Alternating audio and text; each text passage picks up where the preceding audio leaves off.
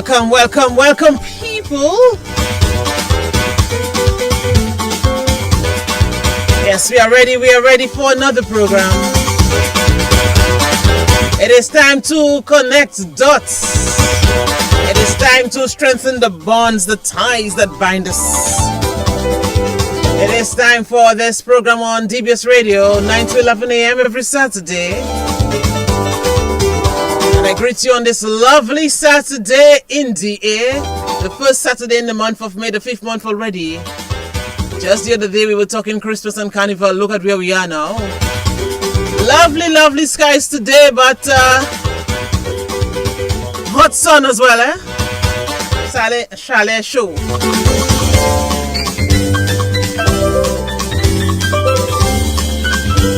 Okay, I see myself double, more than double, we quadruple. My tech is on duty, Dean Thomas, ensuring that everything is in place. So as I said, lovely skies on the outside. We are taking the train today. We are not taking the plane. We are taking the CTD train today. So remember that, right? Let's go choo-choo. I have guests in the studio. They look lovely. Get on board the CTD train. Get ready for your unique blend of adventure. Come and immerse yourself in the beauty of the Commonwealth. Nigel Francis is the train driver, and I'm holding on tightly for dear life, because if Nigel, you you understand, right? If Nigel is driving or conducting or whatever it is, what pair? Nigel, stop the train and come on, please. Hold on. I try to find you the bricks because the train is. Sometimes it's difficult to find the bricks on that particular train. What's up? I'm fine, Put on your camera. Where are you now? Hold on. Everything coming, man. Alright, you can see me now? No. Dean, fix that up. Dean, fix us up. Fix up, Nigel. Look at us see Nigel and I'm afraid. Fix us up. Nigel's not there, I can't continue. We papa. Fix us up, Dean. Yes. Because I see you, but you're not seeing me. So let's fix it up. Yes. Let's fix up Nigel. Alright, Nigel, why is he fixing it up? Yes, let's talk now. Let's talk. Hey, look at you, your bright gold. Good morning. What a gold yellow, whatever it is, I'll see it properly when we fix up. What? Once we fix up. Once we fix up. Okay. Yes. But good morning. Guess who was here early this morning? On the train. No, not to tell me. Yeah. Guess who was on the train early this morning? I don't know what happened to him because the last he's been late. He's not showing up. I don't know, but he's here. Okay, well, that's good. Very early. Nigel, by the way, very early. Good morning to you. You know yourself. Yes, you know yourself. Nigel, who would have thought though that heavy rain last week Saturday and on Sunday would have caused all that havoc? Man, I never saw this coming. That wasn't on the cards. Yeah, that wasn't on the cards. That's how they say it, right? That wasn't on the cards at all. That was like one of those really unforeseen things. That definitely wasn't on the cards for us. Yeah, I tell you. Man. Once again, testing our resilience and testing our faith and everything else. But we continue to bounce back, man. Yes, a lot of damage was done in just a few hours. Yes. And can you believe? It's just rain, Yes, it is just rain. Nigel, you know that the impacts of landslides in the Caribbean really reflects the demand for additional resources and adaptation measures. And so Dominica, we have really felt it, Nigel, in recent times. Oh man. We are like the hurricane season. Yeah, we are like the poster child when it comes to that. And the sad thing about it is that we're not the ones that's causing it, but the effect is on us. The effect is on us. We are about that. Small island states continue to face the effects of it, and we are not those who are causing it, but yet still we are those bearing the brunt of it. Tell you. And we try to find ways to implement different measures and different mitigations and everything else, but when it comes on us stuff. I always say it's like it's a male, that's honestly. But our hearts really go out to all those who were affected. The video footage, Nigel, you know, the voices, the sadness, the cries, the looks of despair, you know, it is really a lot for families affected to deal with. It is not easy. It is. And we definitely reach out to all those in the Kalinago territory and elsewhere, you know, Castle Bruce and elsewhere, you know, all those who were affected or who continue to be affected. You know, by this, and of course, our guests will probably touch on that in terms of, you know, the psychological effect. Yes. Lester Guy, of course, will look at this and coping mechanisms and all that good stuff, you know. Yeah. And by the way, Nigel, definitely. Talking about that, I'm listening to the weather report this morning, and I'm hearing that the first tropical wave of the 2026 Atlantic hurricane season has formed off the west coast of Africa, something like that. I'm like, Today's what, the 2nd of May? 2nd of May. But the first tropical wave has already formed. It used to be June to soon, July standby. 2nd of May, and already we have a tropical thing. Yes. Well, yes. Man, but I think you know, as Marshall mentioned there, because of the El Nino effects, hopefully this year it can. Winds can move them away from our area. There's a glimmer of hope for us. So let's hope. Let's keep our fingers crossed. We hope that happens. We hope that happens. Yes. Yeah. There's a big discussion going on with our guests soon, Nigel. I wonder if I should just put it like that. Well, that's interesting. That's good. That's good. But free people that like to talk, you and me parlay, and that's good. So I don't have the convo, my part. But Nigel, quickly, it's that time again for the shirt jacks and the school shirts to receive all kinds of written messages, Nigel. Secondary school students are leaving. A lot of them have left. In fact, yesterday, maybe about 5 secondary schools left. And Nigel, apart from the graduation day itself, which has a lot of pomp and circumstance, the final day of school has taken on a new meaning. Because, Nigel, the messages on the shirts and all of that, not just the messages, you know they go all out now. Yeah, but I'm trying to remember, like, when did that tradition begin, though? When I was at school, it happened. It's been a while now? It happened when I was at school, you know, when I was leaving, but the messages are different. Been a while. The messages are different. So before, you would go to school, your last day, you know, students and teachers and, you know, people on the outside would write on your T-shirts, but now the students go all out. My last daughter left high school yesterday. She left the convent high school yesterday. But even that was an expense. And I mean, parents know that, Nigel, because they want everything, Nigel. So after the assembly, like for the convent high school, my daughter left yesterday. So there was the church, you know, the church service, well as a mass. Yes. Congratulations to her, by the way. Yeah, but Nigel, I had to order stuff. That is the thing. Just for yesterday, you know. Just for after from church. Just for the after. They would go home, take a bath, and come back with their shirts now, and then it's time for sign-in. But not just that, the shirts already have everything. Nigel, let me tell you something. So they go to the print shops, and so Nigel, I've been at the print shop almost every day for the week, and I just can't believe it, what is happening now. But it's a vibe, it's a good thing for them. They enjoyed it, yes, yeah. But not just the writing, you know, but the prints. So they want special prints. They want particular prints on the shirt before the students and whoever can start to write on it. It's just a long story, but it's interesting. Times have changed. Well, it's interesting. It's a new thing. Well, yes. Developing practice now. So yeah, you know, to have the shit signed, and of course they have it. I guess they're gonna hang it up somewhere for memories. Yes, for keep memories. It there. Yes. And you know, you can go back and see who signed what and who printed what and who said what, and you know. No, you know what days, you know, we were not that smart in our days, because I can remember. I can't recall if we had any other shirt underneath. You know, the shirt jack itself.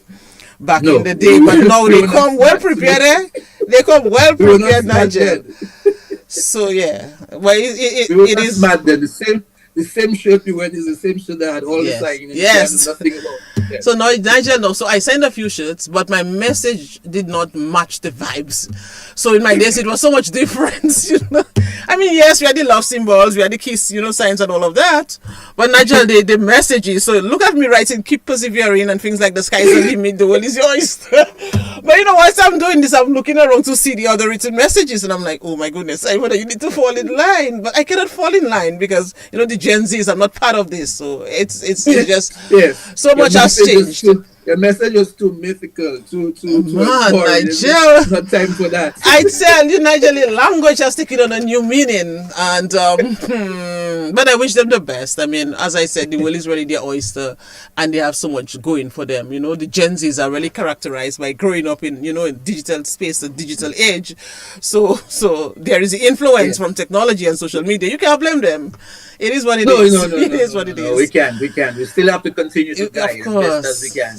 You know, I think what we have to do is to use what is there now. You know, use the social media. You know, use the digital age. Use AI. Use all that kind of good stuff. And guide them in the right direction. But congratulations to all of them, man. Yeah, man. Congratulations to all the students who left school, who left high school, secondary school yesterday. We certainly hope that you have plans and that those plans will bear fruit. Whatever they are, whether you go into the college or you go to the world of work or you go to further your studies or you come to meet families elsewhere throughout the rest of the world, as normally happens, migration and so on. But that's about how many students are we looking at? Roughly, well, I'm not sure. I'm not sure. I think we have to do a tally of this. As I said, quite a few schools left yesterday. Earlier in April, a few schools left as well. School students, fifth formers left as well. There's more. So a lot. We're looking at a lot. Although now, when you look at the school population, especially now at the primary school level, a lot of the primary schools are not as packed as before. So people are making less children. So anyway, there's a psychologist here. He may want to look at that as well. So we can that's the problem we have in the Caribbean. Actually, you know, I heard recently St. Lucia, the Prime Minister of St. Lucia, was also talking about that in terms of the birth rate. And I guess the birth rate and the death rate is not doing what it used to do before. Nigel, interesting. Deaths are more than the birth. That's a conversation I think that we can have, you know, Nigel, because especially for the reading competition, because of the reading competition that DBS puts on every year, we have a clear indication, you know, in terms of the population at the various primary schools, and it's not a lot, Nigel. Some schools like 12, especially in the countryside, you know, 12 students in one school, 16 in one school, but that's probably something we can look at on another program. We have people that like to talk, and me and you like to talk, so 5 people that like to talk, so we're ready just to we're in trouble today. Talk today. Yes. Good morning to all of you as well. Hey, Miguel Murphy, I know that discussion about students leaving high school is something that's of much interest to you, because I know you're one of those involved in the education and trying to wonder what happens to all the students when they leave school and whether there were platforms there for them to, you know, to continue the education. So good morning to you. Edwin in London, Houston, Texas, good morning. Of course, we said good morning to him already. He was earlier this morning. Good morning to you, Alvin Thomas, if that's who we were talking about. Salifia Charles, good morning to you. Evadne Vado, good morning. Louisiana Britain, of course, all the way in London. Good morning to you. Magdalene Williams in Guadeloupe. Good morning. They're getting ready. They say they're ready for all the talk and all the psychology and empowerment and everything else. You know, Maria Pioche, good morning to you. Bobby Thomas in London. Good morning. Jennifer Coffey, Jacksonville. Good morning. And of course, our YouTube folks, good morning to you as well. Who's on? Dina, good morning to you. The guest I'm waiting for. Lucas said the people that like to talk. I know. Yes, they're talking. Nigel, let's stop talking. I'm feeling sorry for the... Let's zip. Let's zip it. By the way, tomorrow as well, Nigel, is Jazz and Creole. So we thank the organizers. Yes, it is. I'm looking forward to seeing you there and sharing. Tomorrow is my daughter's birthday. Good morning to you, Naila. But just on Nigeria, why we have so much connections now? I know. You know. Hey, Lizz's birthday is my daughter's birthday. Yes. But tomorrow is my daughter's birthday as well. But what is that for me, dear? What is going on? Yes, that's the third, right? Connecting the dots. Nah, man, Nigel. We have to do something about that. I have to look at that closely. Happy birthday, Nigel, to you tomorrow, my dear. Wish you all the best. Continued guidance and blessings on you, my dear. All right. Okay, so Dominica Corner, then we bring on our guest. 3 questions. You answer correctly. The faster you can answer, the faster we can go to studio. The faster we can go. Yes, okay, all good. right. All right. I have some people here ready to help me this morning. Name 3 artists on the lineup for the Jazz and Creole. Just give me one international. I'm getting a ticket. Okay, Michael, local people I sticking with. Michael Henderson is on. I think Colton T is on. Which are the local? You really have bands. I think Swinging Stars is on. No, is it Swinging Stars? Oh, yeah, I think. Yeah. Colton T is on. No, Colton T is not on. You're wrong. Nigel, Lily listen to me, Octave, please. Colton T is not on for this. Colton this T is not on. No. Oh, okay, so my bad. I thought he was on. No, he's not. Okay, so we have Mikel. Is Lily on? Yes, Lily is on. Yes, Lily, yes. So you're not bad. Okay, so I really want Firelanders. You said, Khadijah Joseph, Janet Jackson. Yes, but I really want to. Johnny, yes. I really have to go to see Taurus Riley and Dean Fraser. I've seen both of them perform already, but there's something about me and Dean Fraser. Hey, Dean, stand up my video with Dean Thomas. Dean Chieftain. Your partner. Dean come and stand up. Yes, he come there thinking this year and say, Okay, next question. I see they're looking at me because they want to talk. All right. Yes. Monday. What is the significance of Monday? You'll understand when you answer the question. What answer the question? So there's an observance on Monday. What is it? I remember that particular day, when union leaders would gather and would have all the different speeches and would let us know how important it is to be part of the union, and the union makes us strong. So, Labor Day and May Day and was what it was, All right. So May Day is gonna be a big one. Okay. Yes. Okay, one more question. It pertains to our guests, so listen carefully. So when you hear the name of our guests and each one of BSC, you have to go. What immediately comes to mind? What comes to mind? Maybe we have three of them. Man. But we have three. Okay, in all. Inspiration. All right. Motivation. Continue? Yeah, you can give me two more. Two more? Yeah. All right. Well, of course, transformation, because she's going to talk about that. But I think the other one that comes is blessings, because they are blessings to our country. So, yes. So we're going to put them on now. We're going to put them on. Hey, didn't you have me today with Nigel? What? Yeah, good job. Didn't check it. All my vibes there for me today. Yes. So let's bring on the guest, Nigel. It is really a pleasure to bring on our guests. Obviously, that's the highlight of the program when we bring on our guests on Connecting the Dots. We have three of them today. Two of them are returning for the second time. One is her first time. My bad. She should have been on very, very long ago. But anyway, it has to happen this way, and we're happy to have them on. So let's put them on, Dean. Let people see this beauty. Yes. Okay, you see Nigel? Yes. I know. I'm gonna. So now. Hold on. I'm gonna change my clothes. So now, Nigel. After I see what I'm seeing, I'm gonna change. So now, Dennis, give me a sign. They did what side language that? Well, I think. Dennis telling me to watch the other one instead. Hold on. Leicester should be in the middle of. I know, it's the middle of the beautiful lady. But there's something about the necklace that Natalie has on. Boy, Nigel, I don't know now. Seriously. Can you leave that necklace for Boy? Well, I have something very similar, Nigel, and I was putting it. In fact, I was putting it on this morning. Leave it for me for when I come now. I want to give it to Hillis. Okay, he's a vibe, and yeah. So Dennis telling me to look at the other camera, but I like to watch on the side. I like to see myself on the side from the angle of my follow the. Okay, but I'll follow the instruction. Dean, go from there, please. Can you leave? Dean? All right, but Nigel, yes. Follow his instructions. Yeah, it's a pleasure to welcome our guest. As I said, so we have had Natalie on already, and we heard her story, very, very interesting story from Trinidad and school in Trinidad, and then coming to Dominica, and what she has been involved in, so many things, and it's a pleasure to have her on again. We have had Lester Guy as well as a guest on Connecting the Dots already, so it's a pleasure as well to have him. We welcome Natasha. Hey, good morning to you. We'll start in ladies first.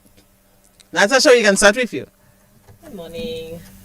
Hi. Good morning, Ivona. Yes. Good morning. It's a pleasure to have you on. Welcome. Dominica.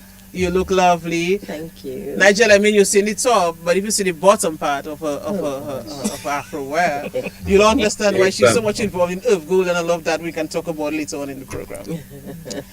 Hi, Natalie. Good morning, Ivona, Nigel. It's a pleasure to have you. Morning. Are you tired in terms of all what you have been involved in doing, especially for this big event? Yes and no, but it's with purpose. It's a fatigue that has purpose. I like that. So, a fatigue with purpose. Lester Guy. Hi, morning Ivona. Morning Nigel. It's good to be on the show again.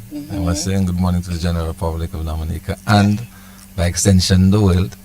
And the world, of course. Yes, it's a pleasure to have all of you. Right, Nigel? We are happy that we have It is you a on. pleasure, man. It's a pleasure connecting with them again so that we can share the story, share the journey, share what's going on and everything else. So nice connection, nice Saturday.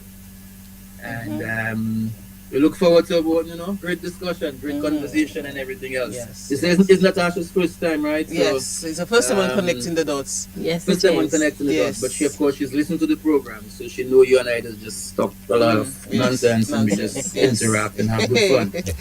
Yeah.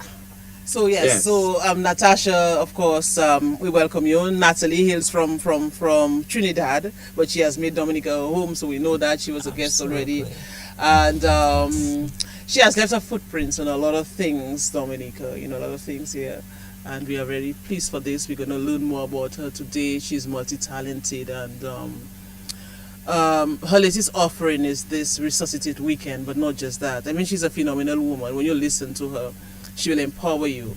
And Natasha too, involved in so many different things, and that's what I like about her. She has this bubbly personality as well, but she can be very, very serious as well. And I really admire that in her. And what are you going to say about Lester? You want me to say something? Talk about Lester. I understand that. You talk about the ladies, and now I have to talk about the man. Well, Lester is the whole vibe. Is that the normal thing in the psychology thing? No, I'm just kidding. But yeah, I mean, Lester has been around, man. Yes. I mean, and Lester also has his story to tell. Yeah, And definitely. when we had him early on, I mean, through everything else, what he's been able to achieve, and where he is currently and what he's doing, and helping young people, but also trying to help men throughout the society. Yes. And help families. So we appreciate that. We'll hear more from him and more from the story. Lester, Like talking about earlier in terms of the recent happenings in the Kalinogo territory and the psychological impact it has on people and how oftentimes we don't talk about things. We kind of keep it in, and it's important to share. And I'm sure Natalie has her own perspective on that as well. So we'll hear from them, man. We'll talk. But I want to hear from Natasha because first time she on. I want to know a little bit more about her. Even if I know, but the rest of us want to know. Yes, and then we'll hear the other stories. So Natasha, what part of Dominica are you from? Thank you so much for having me on Connecting the Dots. My name is Natasha Eloy Labad. I always like to keep the connection of the Eloy Labad because it's a very unique part of me. I fought a lot actually in school for that surname. Originally, I am from Castle Comfort. This is where my mom lived at the time that I was born. And at the age of 2, I actually traveled to Trinidad with my mom and stepdad. And so I am also Trinidadian by descent. But all of my fun memories from childhood are in Citronet, Castle Comfort, bathing in the sea, swimming between jetties, climbing mango trees, roaming through Castle Comfort. And I have so many fun memories of sunsets and sunrises that, I imagined, because obviously we're on the West Coast, so we don't really see sunrises, but sunsets very,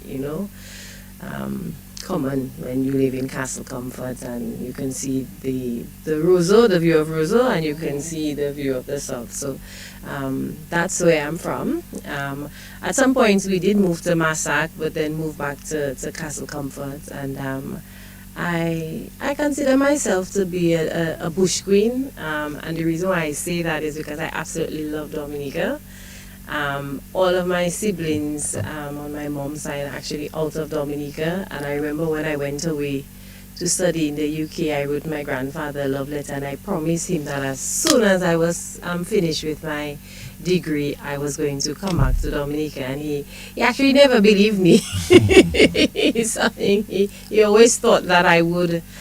A lot of people often say to me they're surprised that I am back in Dominica, that I would have stayed in the UK or been in the US, but I really love Dominica, and I love our greenery, I love our rivers, I love the fact that you know, people, we are very, you know, if somebody tells you something and you feel irritated, you say, man, you tell them, father head, leave me alone, whatever. And then it doesn't have to do with where you're from or the color of your skin, you know, your hairstyle. It's really about just people being people, and we can be free to be ourselves. So I love that about my community. We take absolutely nothing serious, so that no matter how much stress we have, we find a way to joke about that. So yeah, that's just a little intro of Natasha, and of course I will talk a little bit more about, you know, what connects me so much to Dominica and all of the passions that I have, particularly the development work that I do.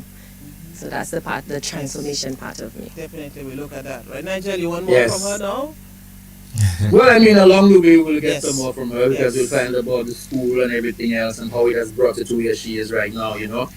But she mentioned something here in terms of, you know, the childhood and going on the jetty and everything. And I wanted to ask Lester, though, as we begin the discussion in that kind of a way. Oftentimes, do you find people going back into their childhood for those memories, good or bad, when they're going through situations? Oh, definitely. That is, in fact, yesterday I had a client and we had to go back pretty far back as much as we could to see where things trigger, where the dots are connected, if you want to say it that way also. Because it's one of the things that I've learned is that once we have not dealt with circumstances that have been traumatic for us, they will show up. And a lot of times when we talk about psychosocial illnesses and anxiety, sometimes you find that there are unresolved stuff that's there. And we actually had to go back far back, and I was quite surprised because when the person said that to me, I'm like, oh, now it explains a lot why you're reacting to that specific circumstance or situation that you're in right now at the present, because it has uncovered something that has been unresolved in your life at some point. So yes, that is something. But then I also sometimes take the positive, where based on the level of resilience that people have exhibited throughout their lifetime, throughout their lifespan, even throughout childhood. It could be, for example, I've had situations where siblings had to take on more or less the mother role for their sisters and brothers and so on. And I remind them of how the strength that they develop here, it's actually for that next step that they're in this, in a situation that present themselves. So yeah, we do go back and forth on those type of experiences. On those situations, and I'm sure not only in terms of what you're doing, rest and resuscitate and everything else. I mean, all that plays a part in trying to get people to reflect on those moments and begin the change process, right? Absolutely. The thing is, what we don't realize is that our past affects our present, and we transfer that into our future if we do not manage our past. And in relationship, again, it's not just a relationship doesn't start with you and someone else, it starts within. So if you cannot reconcile yourself to the situation or experiences that you have had that you can overcome, there's no way moving forward you'll be able to have better relationships with people, because triggers will always come up. Something will always trigger, and instead of being responsive, we become reactive. And the reaction is what can create that can be the make or break of any relationship. You know, people will say, it's like a local parents will say, but Jay, I never know that, or I never know Mr. like that, or I never know Mamzelle like that. Local parents. But it becomes a shocker. The person receiving that reaction, it's a shocker to them, not realizing that there's something there. There is something that caused that. So what they did, the response is not what they expected, but it is natural. It's a natural response to what was triggered, and that is where we need to be honest with ourselves. We need to be honest with ourselves. So I like that. Yeah. And Nigel, you know that Lester is a very much sought after speaker. Something for him that started at very much younger age than he is now. So he has learned a lot, he has seen a lot, you know, he has been through a lot with people. So we want to tap a lot into that as well, in terms of, as a young man, what he continues to see, and things like that. So yeah. Yes, yes. And I remember our guests when we had Lugas on, and Lugas had that plea to men to go and go to the doctor. Stop just saying that you're okay. Go to the doctor, because men generally don't like to go visit the doctor, don't like to go do their annuals, don't like checkup. They always feel they're okay. So I mean, have you encountered those lessons related to us too, especially the male species? Yeah, I have. I mean, we know from a cultural perspective how men look at health, and especially mental health, which comes with its own taboo and stigma, and it's been difficult. But I must say that though, Nigel and Ivona, I think a lot of men right now are seeking help, but I also think it comes with being able to identify with. And I keep telling people, one of the things I love about the vocation that I am in, and just look at it from a professional point of view, just from the vocation, because I love it. When you meet men or you speak with men and they realize therapy, counseling is from somebody who's as down to earth as they are, who shares their experience, then I find a lot of men are starting to come to me. And I remind them, I'm not coming for white collar, I'm not coming with this attitude of theoretical stuff for you, I'm being practical with you. So right now in my clientele, I do have about, 5 or 6 men? Yeah? So, and I think it's really good. And what is happening is now, it's men are telling other men.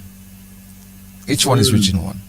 And that's why I keep saying, when I have this opportunity, that it's important that men like myself, who are moving, or being movers and shakers in society as it relates to mental health and mental well-being, we need to get a voice. Because if you don't have the voice, people don't know that you're there.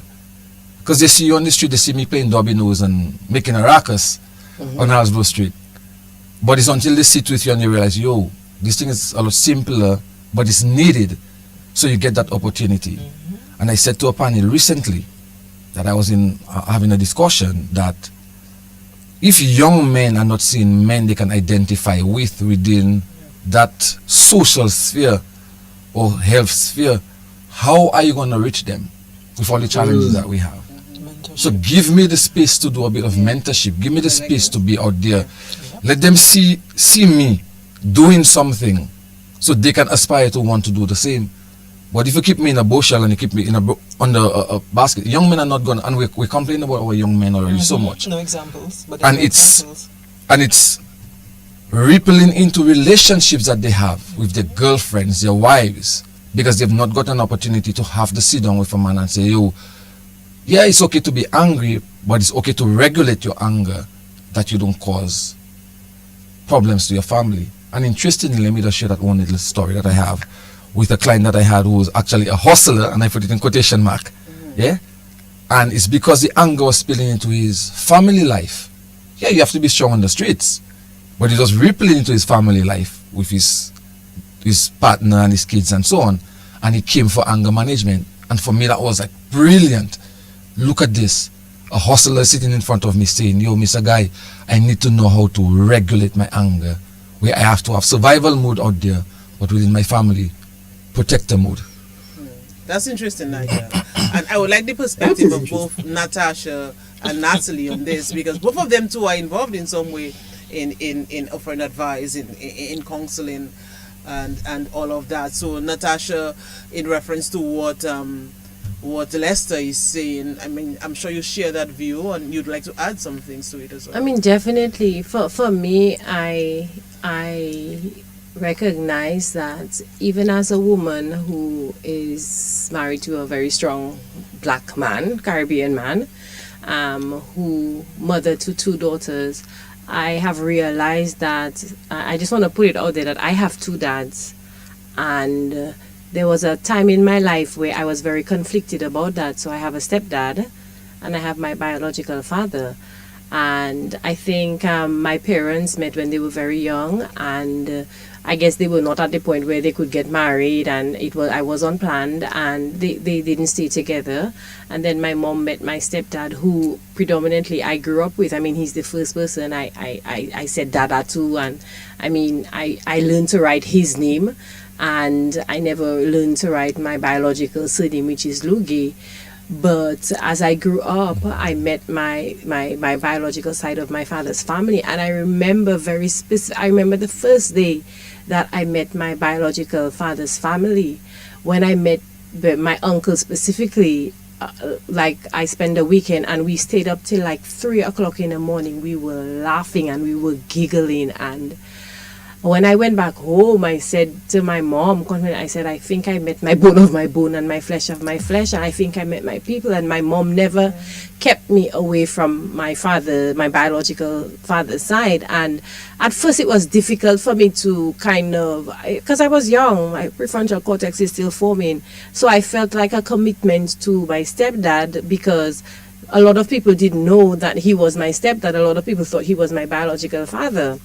And so I think it's really important for men to be strong and grounded, and for men, when they feel that they need help, that they have sources of support that can not just counsel them, but can ease them into all of the complexities of manhood. Because there are times as a man, I would assume, like a woman, you feel vulnerable, or there are times when you feel weak, or there are times when you feel tempted, or there are times when you feel like, things are not working out the way that you want them to work out, but yet still you have a wife that's saying, baby, we need to get chicken. Baby, the school bills need to be, the school fees need to be paid. Baby, I need some of your time. And then on the streets, you have to show up, in your manhood. And I'm sure that can be challenging.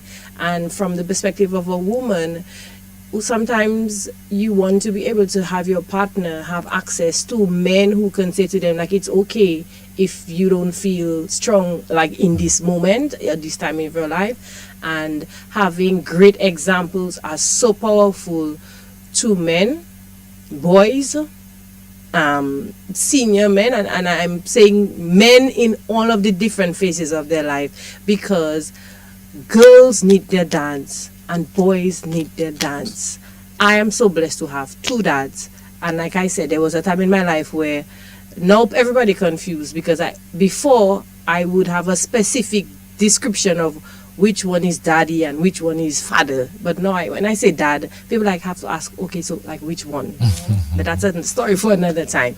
So yes, I agree with Lester that men need to have sources of reference. Like, okay, this is how you behave when your wife tell you, I need to see you, I don't like that shirt, or I don't like that person you're going out with, or I prefer if you come home straight, or I want to know where you're going. Like, men need strong reference points. That's interesting. And so Natalie, let's get you on as well in this, because you too, you have counseled, you have given advice, you have empowered a lot of people. I remember your story when you were on the last time, and I mentioned myself that someone had sent me to your place very, very many years ago. And the first thing I got when I went there is talk. We're just talking. You just have to open up, And that is the type of person that you are. And you went on to create this avenue, this platform now for both men and women, to even speak, to get, that avenue, that opportunity to speak. So you continue to do this in light of what Lester said and what Natasha just said. What is your take on this? Well, the thing is, we have to look at culture. We train our boys not to cry. We train them not to feel. We train them not to be empathetic. We tell them that big men don't cry, but they cry inside, and then they hold that, and it manifests itself. It festers before it manifests, and then when it manifests in the form of anger. It manifests in the form of rejection. It manifests in the form of an arrogance that is negative, and then the pride that goes along with it, coupled with ego, that's just a recipe for disaster. So what we do at home is so important, because our home is the first classroom. Children don't practice what they are told. They practice what they see. So if as a father in the house, you have not had a role model to follow, or the pattern that you've had to follow all your life, what are you going to put out? You're going to exercise that same thing in your home, unless you have a partner who comes from a totally different social environment, where they understand the principles of connection, the principles of communication, and they begin to, from the time of dating and courtship, begin to encourage you along that path as a man to connect with your softer side. That is a grooming. And you know, while I'm saying this, what comes to mind is Genesis 2:18, where it says, as a woman you are created to be his helpmeet. But sometimes we think being a helpmeet is just cook, clean, wash, and satisfy in the bedroom. But the reality is, it's more than that. When you meet a man who has not been cultured in the way that he should be, that speaks to accountability and responsibility, this is where you step in. This is where, as a woman, you step in there because you know better. If you don't know better, the avenue is there to learn. Because something within you knows that there is something wrong with this. Something is wrong. So if you know something is wrong with you, you go to the doctor. Physically, you know something, you go to the doctor. Mentally, you also go to a doctor. You seek therapy. You seek, the information necessary to change the environment, to change what you are experiencing. But we sit in it because we are afraid. We sit in it because what will people say? We sit in it because our confidence and our self-esteem is not there. And we believe what is said about us, the narrative on how we are supposed to be. But what about what we know about ourselves? What is it that we know about ourselves? That as a woman, I know there is something better than this. I am going to learn about it. I'm going to understand it, because in all our getting, we need to get understanding. Yeah. We understand it so we can now go back to the environment that we are in and we can say, look, sweetheart, honey, babes, however you refer to your partner, this is what I understand. And I would like to share it with you. Consistency will bring forth the benefits, because you cannot just start it and drop it. For you to see the fruits and the rewards of that, you have to be consistent. It's a work. It's a work, and it's not just in marriage relationship, it's in every relationship. Because you're dealing with people and everyone has their ill. Everybody has their shortcoming per se. So you're my friend. I see this about you. If I love you enough, shouldn't I be able to say to you what I see that needs some improvement?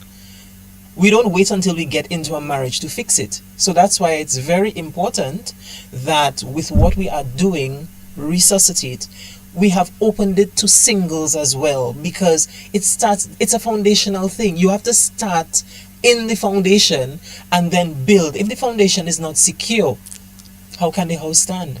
Wow. Let me just punch in there. So it's so interesting how myself and Natalie connects on the way that we think.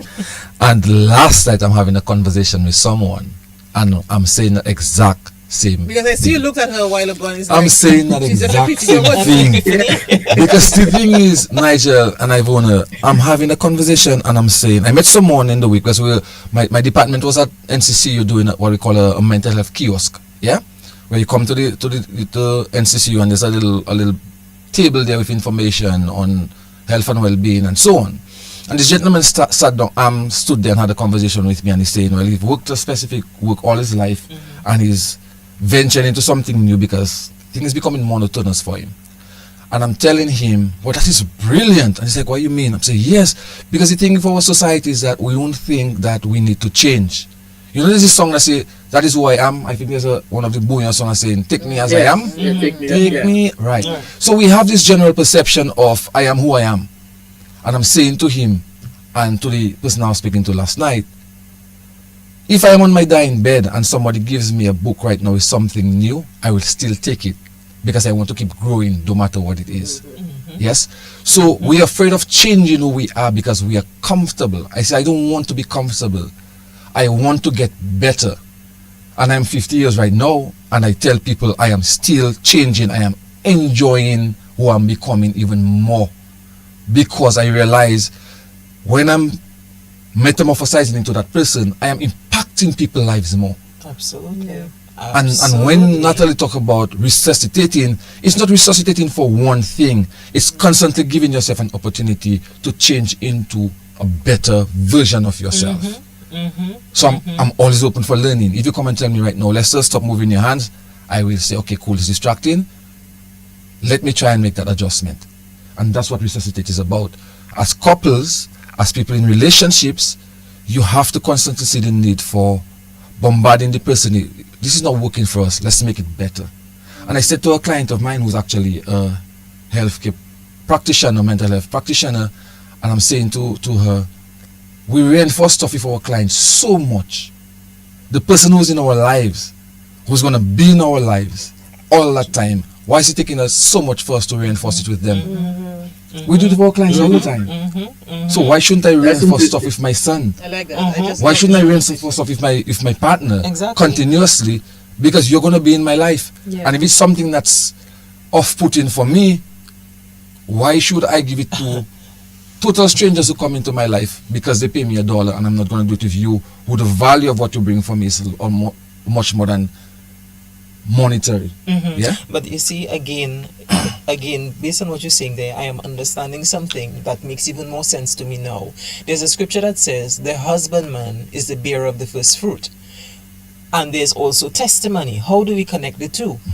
Experience, husbandman being you, the individual in this situation. You are experiencing this. You have seen the impacts of not dealing with it, right? So now you realize, okay, the impact is negative. It's not doing well for me. I need to do better. You begin to do better. When you do better and you see better, isn't it impactful for you to share that with someone else who is in that who has been in that same place? There's nothing to be ashamed of in life, you know. Because if you're ashamed, you don't learn, you don't grow, because you keep it hidden under a bushel and it festers. But I have learned anything exposed cannot continue. If something negative is exposed, it's like medically you have a cut. You keep it covered, it can get infected. It can, it can become a gangrene, and at the end of the day you lose an entire limb because you were not honest with yourself to say, okay, I got this cut, it's bleeding, it needs attention.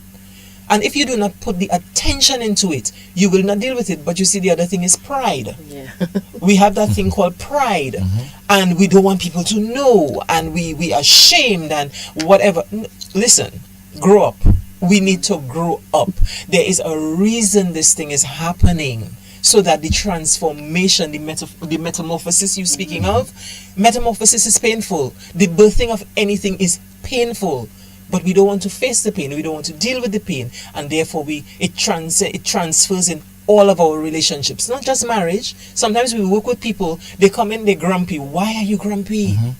What has you? And then they transfer that to their relationship at work. Aggressive, short-tempered. And then... and and the thing is, the sad thing about this, they do not allow themselves to explore their fullest potential. Because of the feeling, the mood. But I have learned, don't let your feelings fool you, because your feelings will leave you feeling like a fool. Because then you would have reacted in a way that in the end you have regret. Yeah, and that feeling can change so quickly. Oh yes. So quickly. It's like I got home last night and there were like 15 ripe mangoes sitting on a dresser, and I was like, am I gonna have one or am I gonna have three? And I said, no, I'm just gonna have one. And I had one, and I felt very proud of myself. But it's also discipline. But there have been lots of times where I say, okay, I'm gonna have three, and then I have like 6 mangoes, and then I start to feel like I have a high, then I have a crash. So I specifically like what Natalie said about anything that is revealed or exposed, you have to deal with it. I went to Resuscitate last year with my husband, and there was a specific point in the activity where couples were asked to come up I think they wanted to pray for the couples to affirm. And so I affirm, and I said to my husband, well, let's go. And my husband is a very timid, very calm. I'm like up there like rawr, rawr. My husband is like, hello, hi, behind closed doors he's a Mr. Funny, but like he is a timid, calm person. So he hesitated slightly. Me, I get offended. Well, okay, you don't want to go. But then he's very cute into me. So he decided that he wanted to go. But me, my pride, I don't want to go, because then someone said to me, Natasha, so because the person said no, I don't want to feel the embarrassment. So we both went.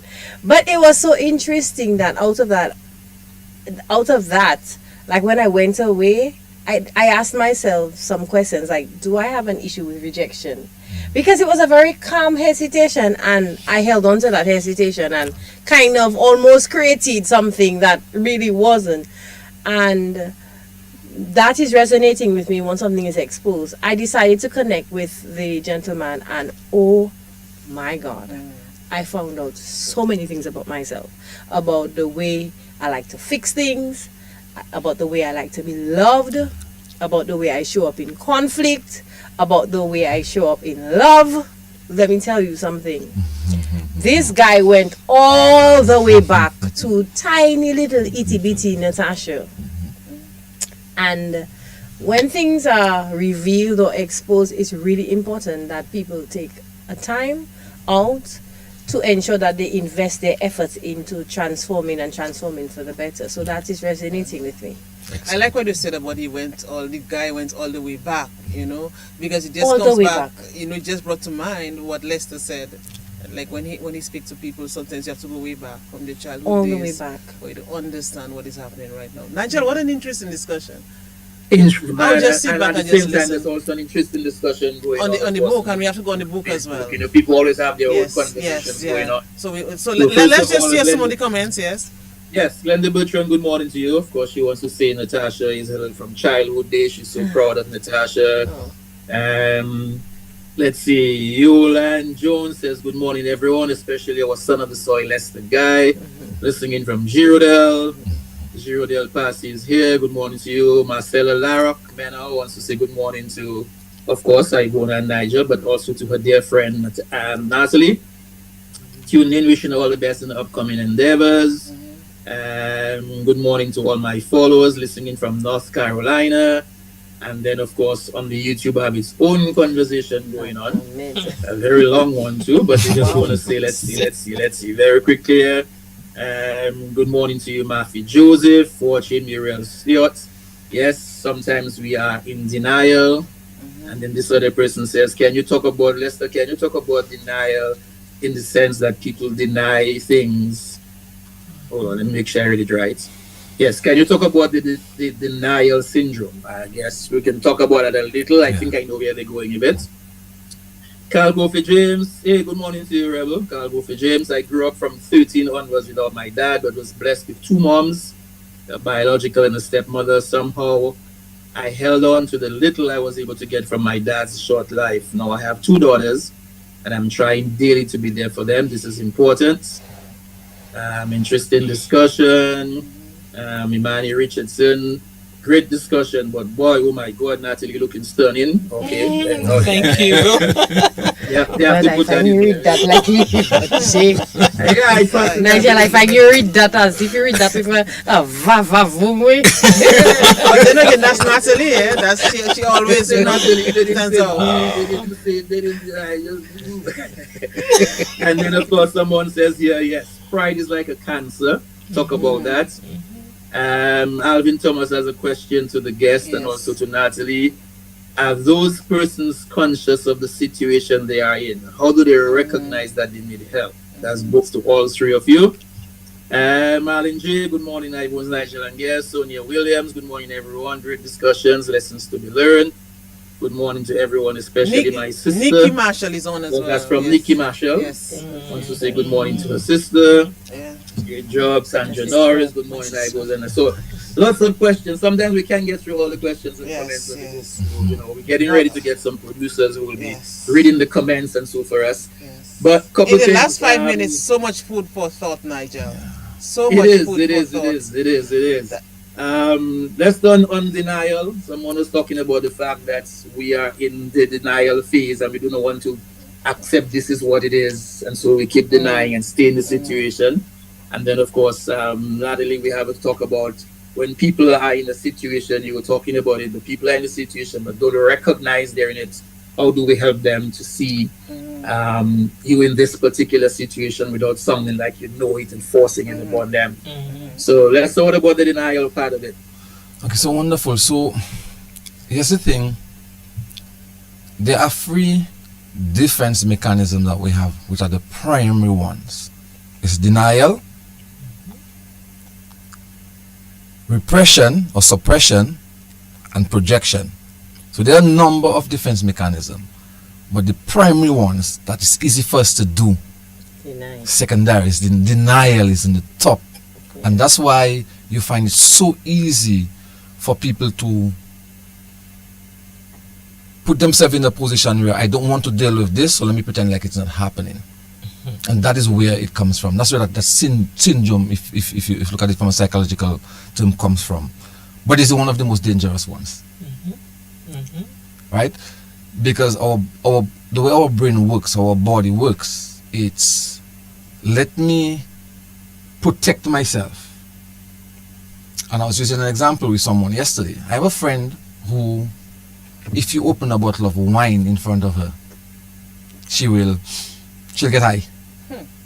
So if you have the glass of wine in front of her and you're drinking, she'll get high. But guess what? COVID came around. And you guys remember what was happening during COVID, right? We were using 70% alcohol all the time. And this lady would go to places and alcohol is all over the place because we're looking. And I never once heard her mention that she's high. What do you think happened? Your brain adjusts because it's a survival mode. That's right. That's right. So in her head, and remember, wine is 12.5% alcohol. During COVID time, we was in 70% alcohol. That is 58% more. And I never once heard her said, boy, listen, of the alcohol make me high. So when it comes to auto-preservation or self-preservation, something like denial comes into place very quickly, because that's how I can survive. That's the mental tools I have to survive. And that's why you find it with a lot of young children when they're going through traumatic experiences. They may have been sexually abused or whatever it is, and they just don't want to think of it because they've put it in a little place in their mind that it didn't happen. That's their way of survival. For us adults, because we are more mature emotionally, we may confront it.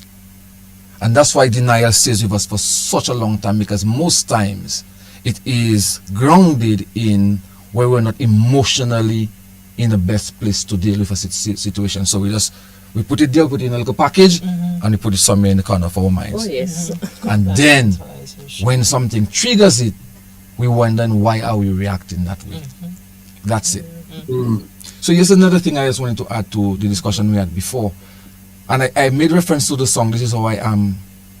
That's how you make me to try and fix me. Yes? I always make reference to that song. I know sometimes we're pushing against the current. Here's another one. I'm in my emotions. People say that a lot right now, and it seems like almost a basic thing. Oh, well, I was in my emotions, but you know I'm in my emotions. And I had two very interesting things that happened to me in the past 2 years with that I'm in my emotions, with two very close people to me. And the person said I acted that way because you knew I was in my emotions. And it broke the relationship. It broke the relationship actually, because you can't do things because you're just in your emotions. Yes, we're emotional being, but we have to regulate our emotions, as you were talking about earlier. Some people don't want you to tell them you need to regulate how you react to people. Yes, I'm entitled to be angry, but I am not entitled to make my husband or my wife feel vulnerable with something that they've shared with me because I'm in my emotions. Natalie, so that is very dangerous. and on top of that, when we talk about this word comes up nowadays a lot more now, narcissism. Right? That is not only male, it's also there are females that exercise narcissism as well. But being in your feelings can make you make a permanent decision that you cannot reverse. And that is it. And you cannot undo it. You say things that you cannot unsay. You impact, and you know the saying, sticks and stones may break my bones, but words can do no harm.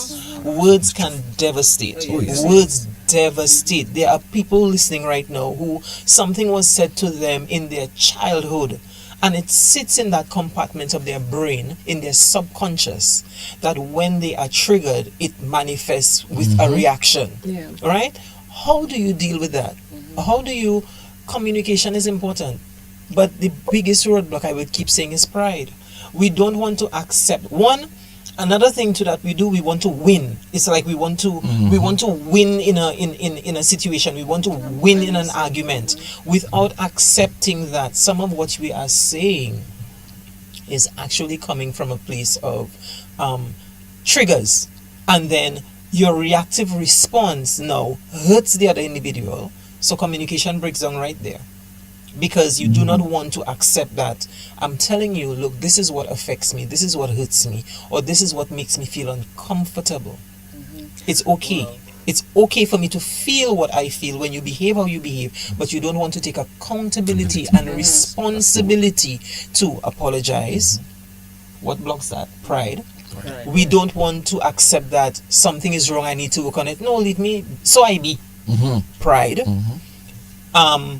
But why you behaving like that now? Why you taking that so that little thing then? You do not want me now to validate. You don't want me to see why I feel this way and how what you have done is offensive to me. We talk for my rights. You understand? But you know, amidst all what we know today, I would always make reference to the Bible. I would always make reference to it. Because we are so caught up in modern day times and so forth. The Bible tells us to be angry and sin not. You can be angry, but again, speaks to regulation.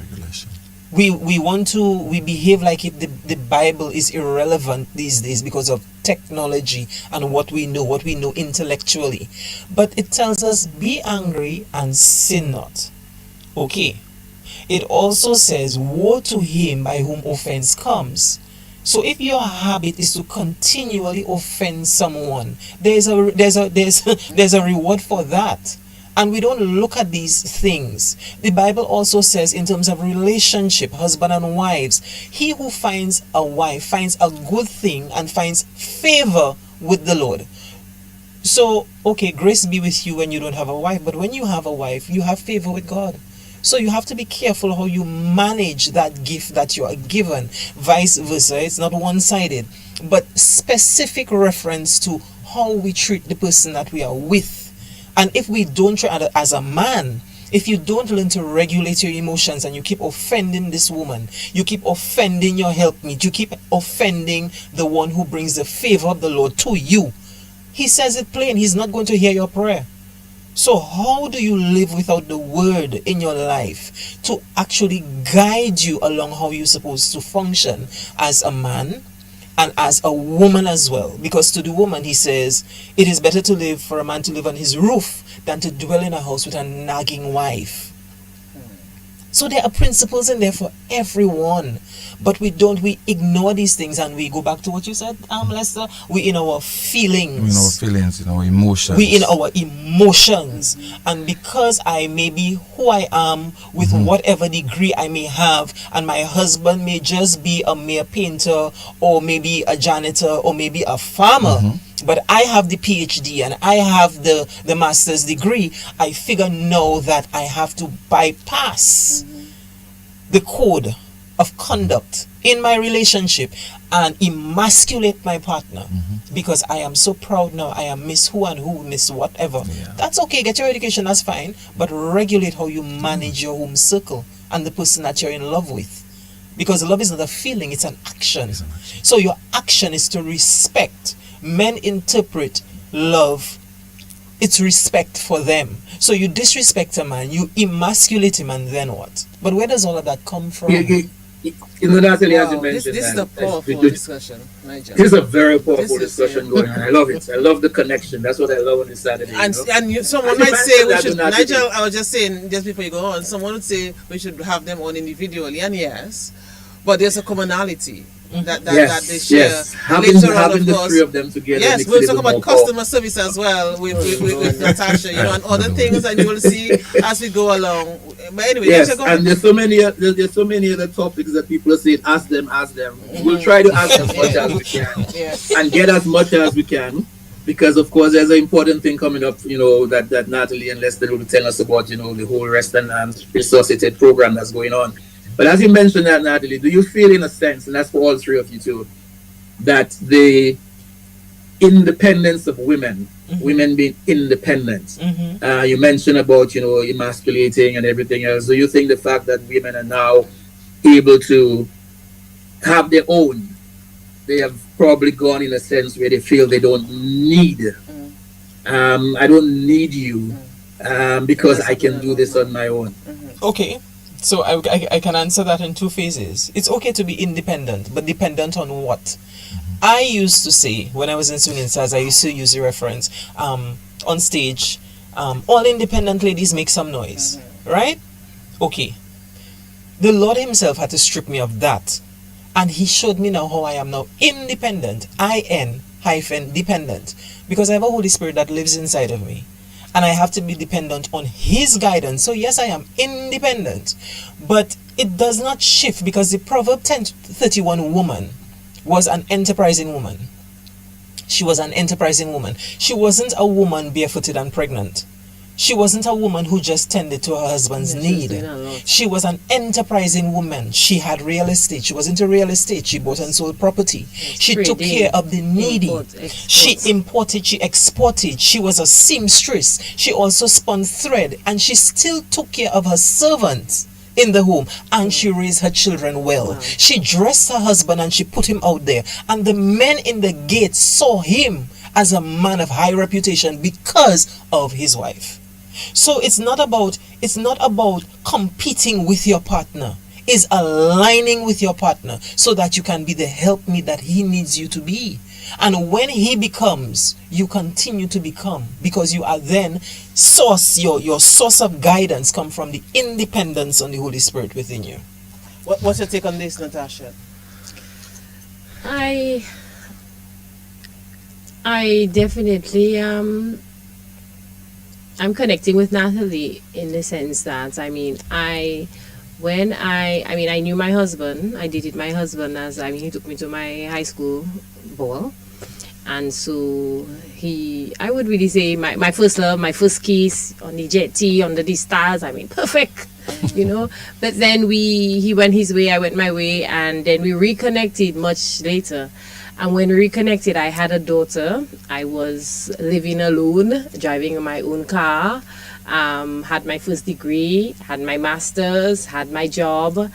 And I think we were maybe 3 weeks into our marriage when I called my mom and I said to her, "You betrayed me, you didn't teach me, you didn't prepare me. Like, this is so overrated. I am so tired. I have to cook, I have to clean, I have to..."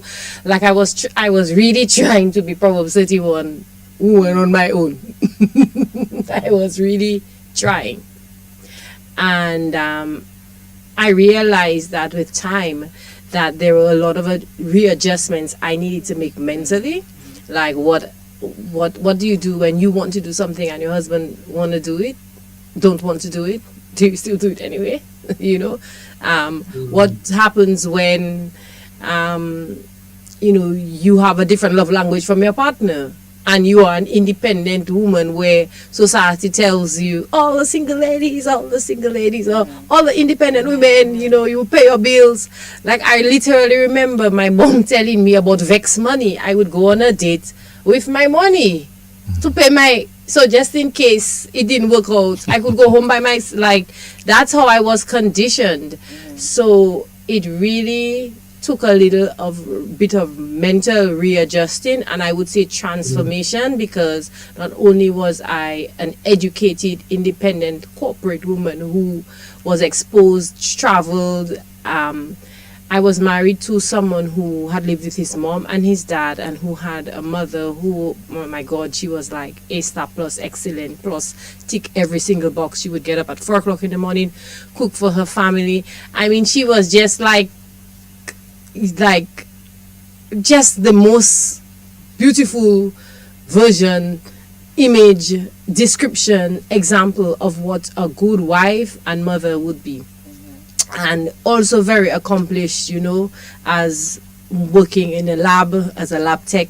So I felt like I really had to make some kind of adjustments. And 13 years later, I've come a long way. And I think society can sometimes put a lot of pressure on young women. And the messages that we get often is we joke about it, but sometimes I go out with my friends and we take these pictures and I say, guys, let's laugh and ha ha ha ha ha, ha, like we're having such a great time. Sometimes we didn't even like the food, but the people who are looking at the picture, they don't know we didn't like the food, but they just see all these people having such a great time, and then we've created this image and this impression. And I think that society has taught us to do that really well. So when we get real, it's like, you know, you go out with your partner, you have a great time, you try to take a picture, you both try to look cute, and you kind of looking crazy. One day I was like, babe, But, you know, I posted this picture because I had such a great time with you, you had such a great time with me, and you know what? I posted the picture. That's what real life is. Real love and real life should look like this. And, you know, society puts a lot of pressure. Oh, yeah. But if I may interject here again, what I just shared about the woman and who she is, it may appear, and I want to pull back a bit because I don't want anybody to figure that as the woman you're this superwoman that does everything. No, that's not what I'm saying. Yeah. What I am saying is understand your role as a woman. And when I say understand your role is caregiver, right? Caregiver. Your husband as himself, he himself will see himself as provider. But between the two of you, there's a level of compromise that we don't talk about. We see it from on the outside and we want to be like the Joneses, but we don't know the work the Joneses have to do behind closed doors to get or to have the impression that you see. It takes telling your partner, like even with my husband and myself, we would say certain things, it's not everything that we would agree on, but when we get to the place of understanding, this is what is necessary. We don't do it because we like it. We don't do it, we don't make the adjustments because we want to. Sometimes it's like the shifting plates in the earth. We have to, you know, adjust ourselves as we're going along. But the honesty is, where you need help, you say you need help. Nobody asks you to take on a responsibility on your own and think you have to do it, and then you still have to show up at whatever time when they poke you on the bed. No, it's a compromise. We have to communicate. This is where I need help. Listen, I can sew that outfit for you, you know, but guess what? I need you to be home by such and such a time so that I can take your measurements. I can, you know, these are the areas. It doesn't just happen that she's such a superwoman is just going to happen. There is a level of communication and compromise that must happen in order for the function on both sides for this image that we see to be a reality. So here's the thing, Natalie, again, you'll take my words, right? That's if you know, right? So there's some quotes that I put up on my WhatsApp, and communication, clarification, negotiation, and compromising is what relationships are made of. So you would have said communication. Then you clarify the things you need through that clarification. You must negotiate with your partner because you are two people who has become one. And then we negotiate how we move forward with this thing. So here's the thing. We talk about empowerment, and every time I see the word empowerment, the late 1990s and so on, we talk about women liberation and women empowerment, and we talk about a lot about this, you know, and women in charge and so on. And guess what? Women got empowered, and men didn't understand the concept of the women getting empowered.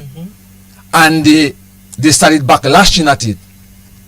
So here's the thing. So when we talk about empowerment, because when I work at the gender affairs for a while, we're looking at empowering of our women and so on. But if you come to me, Natalie, and there are things that's happening in your family circle with your partner that you're making adjustments for, but your husband is unaware of it, it means that we're walking on one foot. That's right. That's right. So every time I see women come to me and they're telling me, okay, I'm coming because I'm struggling with my relationship, I tell them, first of all, do you know that for us to fix this, your husband have to come in or your partner have to come in too? Because there's no way I'm going to give you tools that the person is not receptive for. Just take a pin there. Yes. Do you observe that more women come with that question to you yes. than men? Okay. More women come.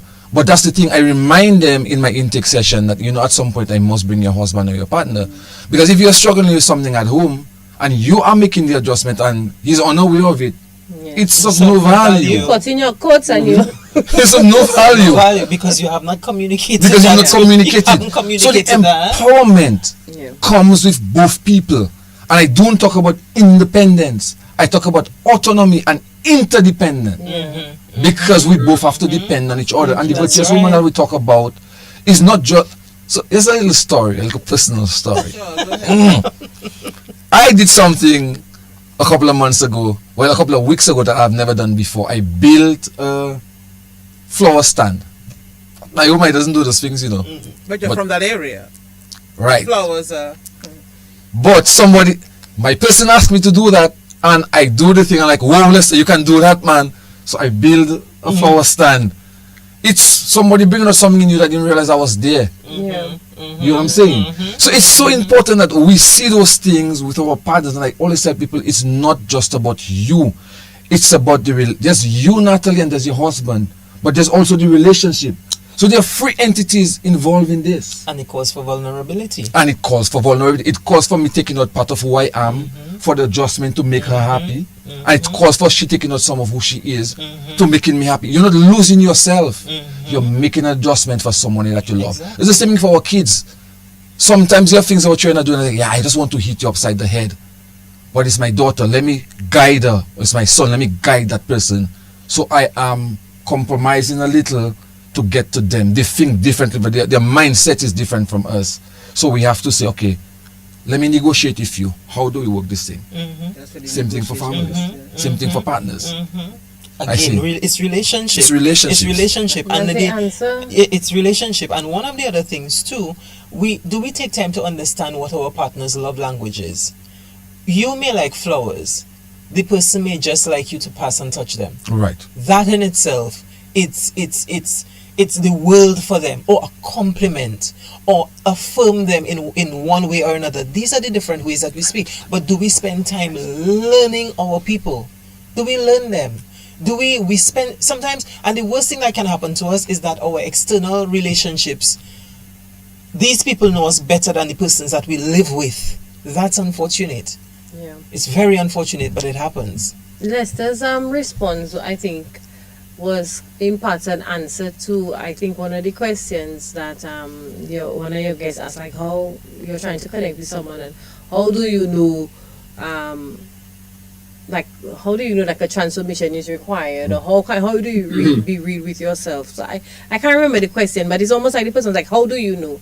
I think one of the ways that I have, and that's why I often use transformation, I've transformed myself so many times, and that's the beauty of the human spirit. That's the beauty of having a brain. I know some of you may have heard of the term neuroplasticity. Like, if we want to change, we can change, but it requires some work, effort, and friction. And do you know what I've discovered? People don't like always to feel friction. Sometimes when we get feedback, the coping mechanisms of our brain to deny or to reject, to put up that defense mechanism, because we feel that friction.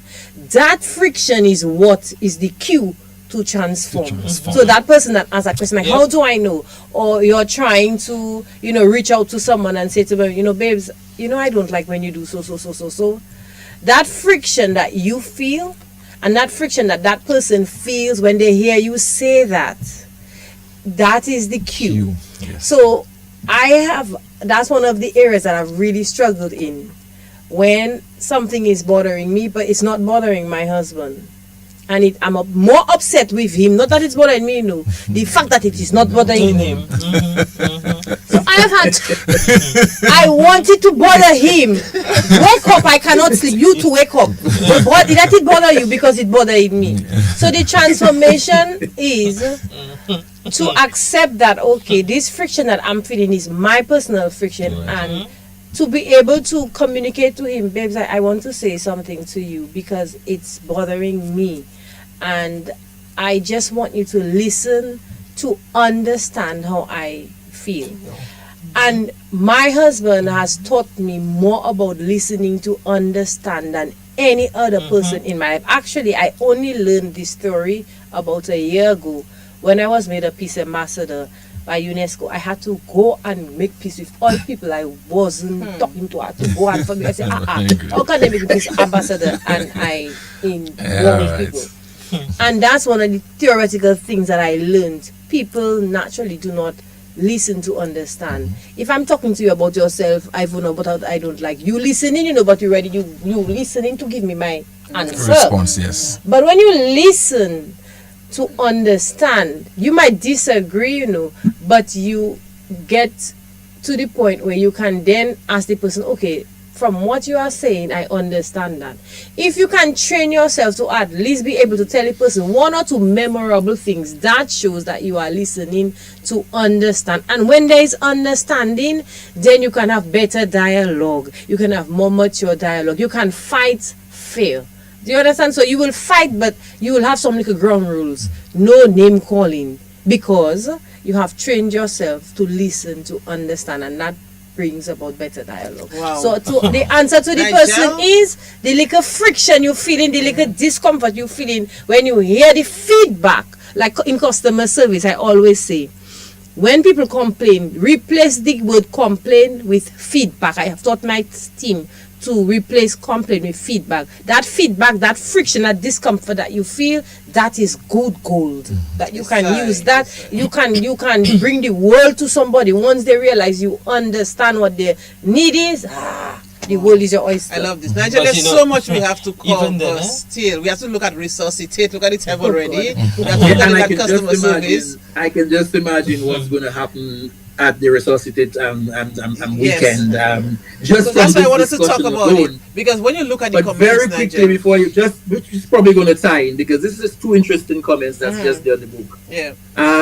This person here, Natalie, says, her name is Natalie, but Natalie, it's for the three of you, but of course for Lester as well. She's put in brackets Lester too. It says, more women are always ready to fix things. That is who we are. Men's ego have them thinking they are never the problem, only us. Have them comment. And then there's the other one that says, men want women to submit, but submit to what exactly? Yes. Okay. Yes. Create the environment that she feels safe and protected, and then she will submit on her own. Effortless submission. That's how she ended it. So, I like this. So the first one.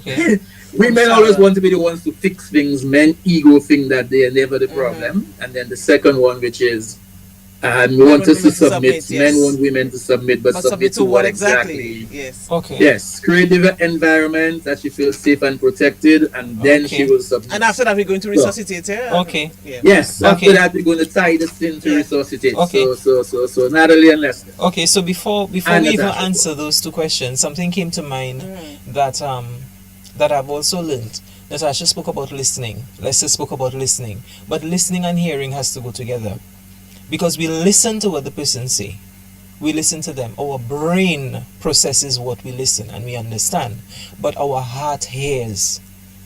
Our heart hears. It hears the pain. It hears the sadness. It hears the whatever the discomfort is. It can also hear the love. But we listen to process and understand, but we have to give them, you hear the saying, give them a listening ear. And then you say, I heard you.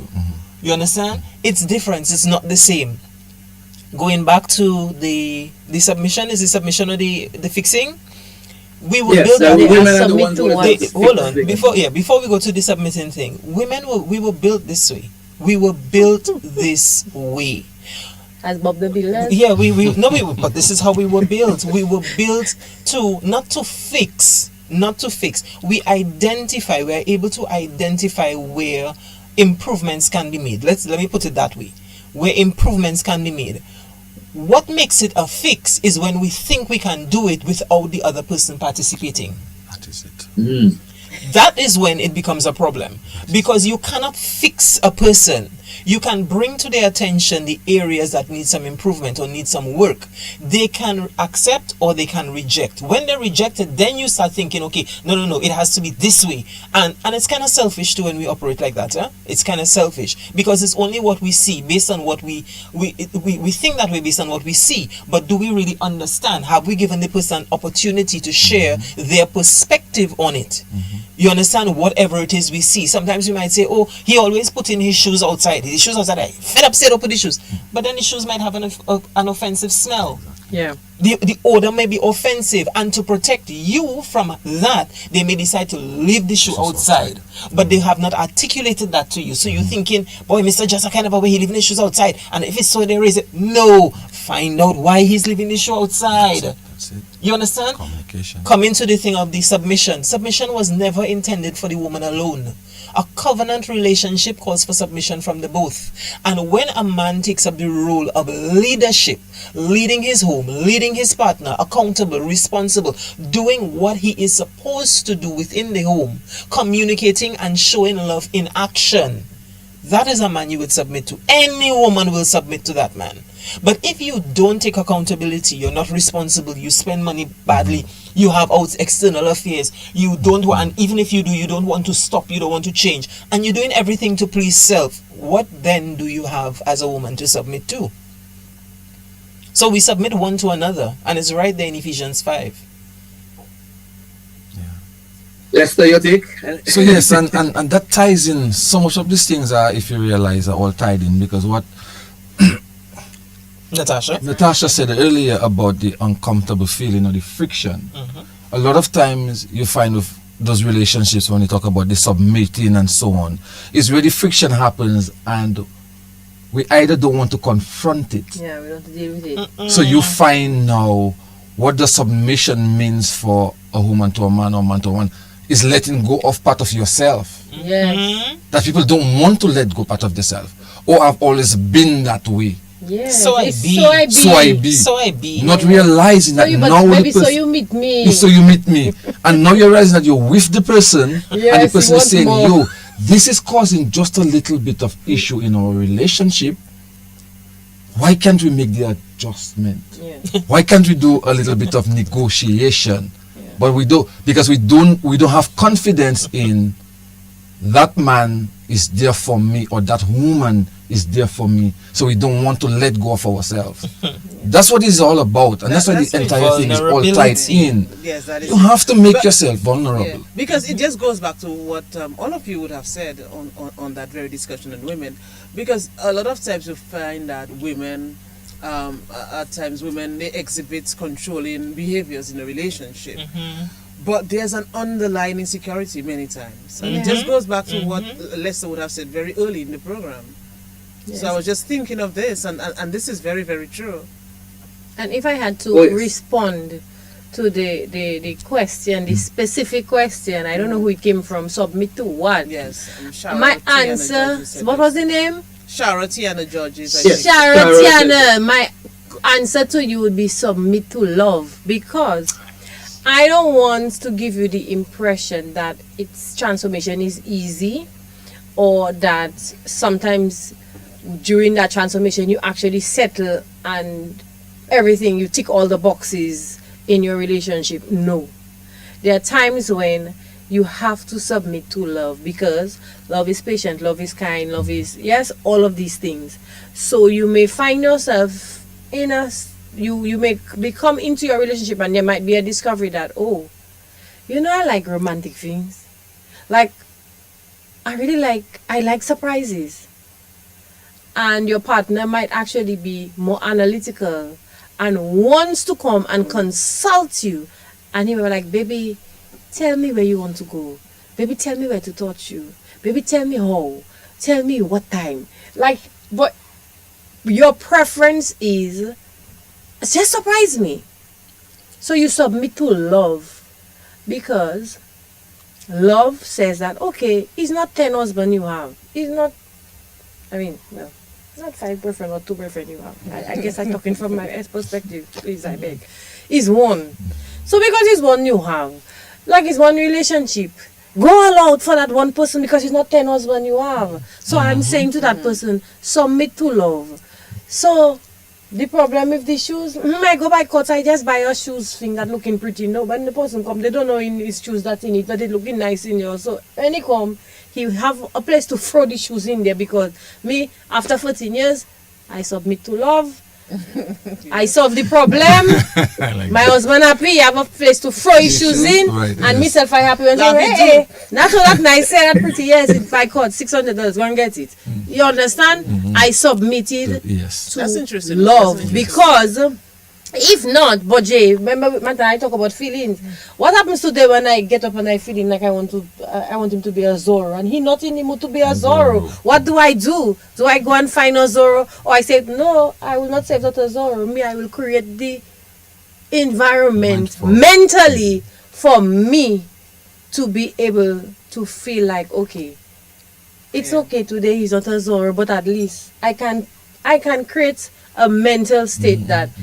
You know, there are times when we just have to submit to love because that's my guy. That's my. You see the phenomenal person in Natalie. You see how Natalie is looking at Natasha, Nigel. No, I'm looking at it. I'm looking at. We have to go to Resuscitate after Natalie makes this. I'm looking at Natasha because in my mind, what is coming in is that she made reference to 1 Corinthians 13, but it's so how to say romantic and extravagant when we in a wedding and we read the scriptures. But do we live the scriptures that we read? Do we put those words into practice and become a reality in our relationship? Submit to love, yes, but we're not telling you submit to abuse. So we want to be very clear on that. Right. We don't. If he love me, if he don't beat me, he don't love me. That is not the love we're talking about. Okay, we're speaking about the LOVE action. The action which calls again for compromise. What Natasha is speaking about is the compromise. Marriage is work. Any relationship is work. You hear people say things like, oh, but you doesn't, if I don't text you, you don't texting me. But it's reciprocity though. Simple. It's reciprocity. I don't want anybody to feel as though you have to you have to keep reaching out to me all the time, because then I become the focal point. I'm the center of attention. No, respond. You may not. You may not. You may not be a WhatsApp person or a techie person, but from time to time, just reach out. How are you today? I thought of you. How are you doing? Simple things like that help to maintain and sustain a relationship. Send that sexy message. You're my big daddy T. I love you. Shout out to my golden bee. I love you, Daddy Tyrone. Like send that message. It's reciprocity. It doesn't take anything from us. We too constipated. I'm sure my cousin would like to see a message like that from you. You remember that? My cousin. Nigel, you remember that? Hang up, you hang up, hang up, you hang up. I'm Yes. Let's message first on the phone. You understand? Let's move on us first on the phone. Exactly. So here's the thing. The same thing is I wake up in the morning. And even if you've not messaged me, normally you message me at 7, you haven't. I'm waiting for you to message me. And I'm not saying, I haven't. Okay. You know what we do? We say, I haven't heard from you. Okay. So it's like right now, we are conditioned that I have to hear from you. While I can just say, yo, morning. I'm just saying good morning. I'm just checking in. Simple. And sometimes we have this battle of who will win. It's you that want to message me first, or you that messaging more. But your customer message me, how come you don't message me this morning? I'm like, no, I love you. The day continues. But you don't have that a lot to do with that. The thing is, we have this power play sometimes we put in relation. It's just useless. Waste of time, waste of emotion. Let me see how long he going and take me. Let me see how long he going to take before he message me. Well, because thinkers as well. Let me tell you something. This discussion can go on till 12 o'clock. Yeah, but we trending. That's the other thing, It's about trending, because social media tells you it has to be 50-50. What is 50-50? What is 50-50 in a relationship? Podcast that said You understand? And we listen to these And we things. grew up here Okay, so we are that 50-50. but what is Yes. 50-50? What is 50-50? Okay, so you are with your partner. So you have to give 50%, the person has to give 50%. No, listen, that's in reality that cannot work because you started off, both of you are employed. Both of you doing well, the mortgage being paid. Somewhere down the line, the Something company happens. goes wrong. Somebody becomes ill, a non-communicable disease that impacts them negatively. They cannot work. You're going to leave them when you now have the responsibility to carry the weight of the mortgage, take care of them medically. Where's the 50% in that? Yeah, and do you know that sometimes that 50-50 that we heard about so long ago and it's there in social media as well, it filters down to other areas, you know. Yes. Listen to me. If Because my I don't understand. mortgage. Other areas like what? Yes, so Natalie was just saying, Natalie mentioned the mortgage. Financially, so maybe like, emotionally, right, that's it. you So you understand? pay So you 50%, only- Yeah. you pay 50%. Whether you know that probably other person cannot even pay the 50% Yes. at that Yes. given time. It's just the whole 50-50 concept. But Yeah. really, I wish you could continue on this. Yeah. But I want to tie this in though with Resuscitate. Okay. DBS Radio has partnered with Natalie once again for this. So let us look at what you're offering this time around, Natalie. And even before the actual weekend itself, I think there's something else. Yes, on the 7th, this Thursday, we have SIP. And that came from, just thinking about it and hearing from different peoples, because different persons, the narrative is a thing for, if you have problems in your relationship, check Natalie. No, it's not about in your marriage, sorry. It's not marriage alone. Resuscitate is about relationships, period. The ultimate with marriage is that we need to do better in our marriages. Because our marriage is now almost becoming like clothes you change. It's not working today, you don't like it, you take it off. So this year, the phase that Resuscitate has moved into, it's a weekend of activities. Initially, I was hoping that it would be a weekend staycation or a weekend vacation for persons coming in from outside. But I have listened and to the various comments and reviews and sometimes challenges for some individuals, and I have broken up the weekend into 3 parts. So starting from the 22nd to the 25th, but the 22nd more or less is for in-house, the counselors coming in from overseas and our local team for us to meet. But from the Saturday, we have the workshop at Rosalie Bay Resort. It's an all-day workshop from 9:30 in the morning to 5 in the evening. There we have our counselors, Mr. Sean McBride from the US, from Couples Counseling Center.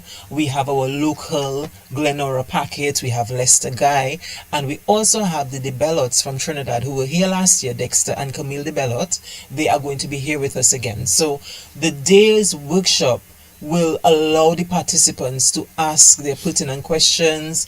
Persons are asked, once you register, to write, not identifying who you are, an anonymous note or letter stating the area that you would like us to address, to bring to the fore for us to discuss, because it's going to be interactive. So you write that and we keep them.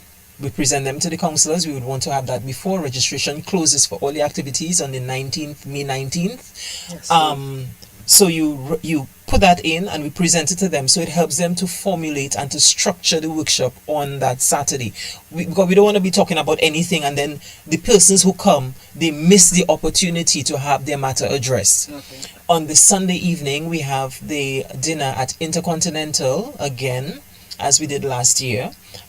Within that setting, the counselors will speak briefly, because then the workshop would have, a lot would have been shared. But for those who would not have participated in the workshop, we will touch on a few areas to newcomers, so that they'll have an idea of what we are about and what we are promoting and supporting. That is going to be at Intercontinental. The cost of that is $550 per couple and $290 per person. Now, if you participate in SIP, which is on Thursday, the 7th of May, next week, Thursday, you have the opportunity to have your ticket purchased at the same price as last year, which was $500 and $280 per person. And SIP, Sincere Intentional Practices. It's not sipper and paint or sipper. This is a different sip. Sincere intentional practices. Sincere intentional practices. We are going to be discussing the areas that we should be sincere about, starting with ourselves, being intentional about what we do with ourselves. So we bring a better self to a relationship. We bring a better self to the environment where we work. We just bring a better self altogether. What do we need to be intentional about in our daily practices for ourselves, for our partners in our relationship, in the workspaces? And we would have the interactions with Lester here and also Glenora Packets, trained counselors, social support therapists. Yes, I don't want to. Yeah. Yes, they will be present. So it's going to be interactive. And this is at no cost. It's at no cost. Strictly education and interaction. 6 p.m., 6 to 9 p.m. on Thursday, you enter, you'll be receiving a glass of wine and hors d'oeuvres, sit in a lovely ambiance at La Vue Verte. That's Mr. Paul Green's property. Say that again, I just like Yes, La Vue Verte. That's the Dominican in her talking. I look at this on online. When Natalie comes, she has to say this. Say it again, Natalie. So you have a way of saying it. I don't have a French bone in my body. Well, the English term is the Green View. It's at Paul Green's property. And, just to add flair to the ambience, because it's a lovely view. Le Vue Vert. Okay, I'm just following the translation of Google. So how they said it, I'm saying it. La Vue Verte, right? So you Google that, man? Of course. So you say I. Yes, so it's going to be at that location. I pray that the weather is lovely, that we don't have to put up tents. It's a lovely poolside environment. When you attend, just to make the thing classy and to make persons feel that, look, we are invested in this because we want to see you do better. It will impact society in the long term, in the long run. Yes. Society will be positively impacted. And, the beauty of it is when you purchase a ticket, you invest in yourself. What you gain, it's for you. And then you share that with those around you. So from Thursday, you have the opportunity to register at SIP, Sincere Intentional Practices with Lester, Glenora, and we also have two couples that will be there to share as well interactively with the audience. You are free to ask your questions and get responses. On the Monday, so we're jumping again now to the Monday, which is the 25th. We are doing a Duive with Duivayels. So we're going up to Syndicate. The bus leaves Roseau at 7 a.m. We'll be having brunch at Little Zion in Syndicate. And the cost of that is $200 per person, $185 as a group, $185 per person if you're coming as a group of 4. And as a couple, it's $380 if you're coming as a couple. So when you come, you don't necessarily have to come with anything because we're providing your meals, refreshments, everything. Right? And transportation. Right, so we're going back again on this Sunday, which is the 24th. We'll be at Intercontinental for the Black Tie Gala dinner with our counselors, Sean McBride from the US, Couples Counseling Clinic. You can Google him and see what he's about. The Bellots as well from Trinidad, Dexter and Camille de Bellot. And you have our local counselors. And let us not discredit our local people because they are qualified and they are intentional about your care. We take for granted who we have locally. No, how to say, we put in this one here or we put in that one there or this level or that level. No, they can have the same conversation. But we want to ensure that we speak the same language. And the language is not just here we having it. It is here internationally. It is had regionally as well. So we are involving regional and international partners with us. Again, on the Saturday, the workshop is at Rosalie. That too is $300 per person and $550 for the couple. Meals, you have morning break, you have lunch, complete lunch, you have an afternoon break as well. And we have an addition to this year. Lily Octave will be demonstrating couples massage, how to do a couples massage as well. So Lily is also, apart from her her vocals, her sweet vocals. She's also a trained masseuse, so she will be joining us as well. Now, if you participate in all of the activities, you have the opportunity to win a prize, compliments Sunrise Airways, a trip for two to any of their destinations if you participate in all three. Two, there's likelihood of a night at Ocean Oasis, and we have a prize as well from Culibri Ridge, dinner for two. So we have partners who have stepped on board, and I would like to especially take the opportunity to thank Discover Dominica, because when we had this conversation in 2024 about, you know, having this activity that speaks to love and romance and so forth, it was shared with me that they are in the process of developing a romance pillar, love of nature, in Dominica, and this aligns perfectly with it. But what is even better is the far-reaching positive effects on society locally and internationally or regionally, because once we are better individuals, we have a better society. So they embraced it, and they are here with me with it, and I am thankful for that. Our other partners, National Bank of Dominica, Flow Dominica, there are others that are still pending for a response, and I'm really hoping that the corporate community and business community see the benefits of this, because we pacify. We do too much pacification. We want to do things just to feel good in a moment, but the foundational products that are developing in society, sports and you know, mental health. We only talk about mental health when we hear emotional intelligence. We only speak about those things if we hear about suicide. That's the only time we hear about it. Or when a marriage is broken up or there's some form of trauma, we say, oh, I didn't see that. But we have the opportunity to positively impact now. Deal with it. No. Nip it in the bud. No. So it does not create that negative effects. Everything is not about rum and alcohol. Rum and fet and so forth. Yes, there was a time I did it too. I'm not discrediting it for that.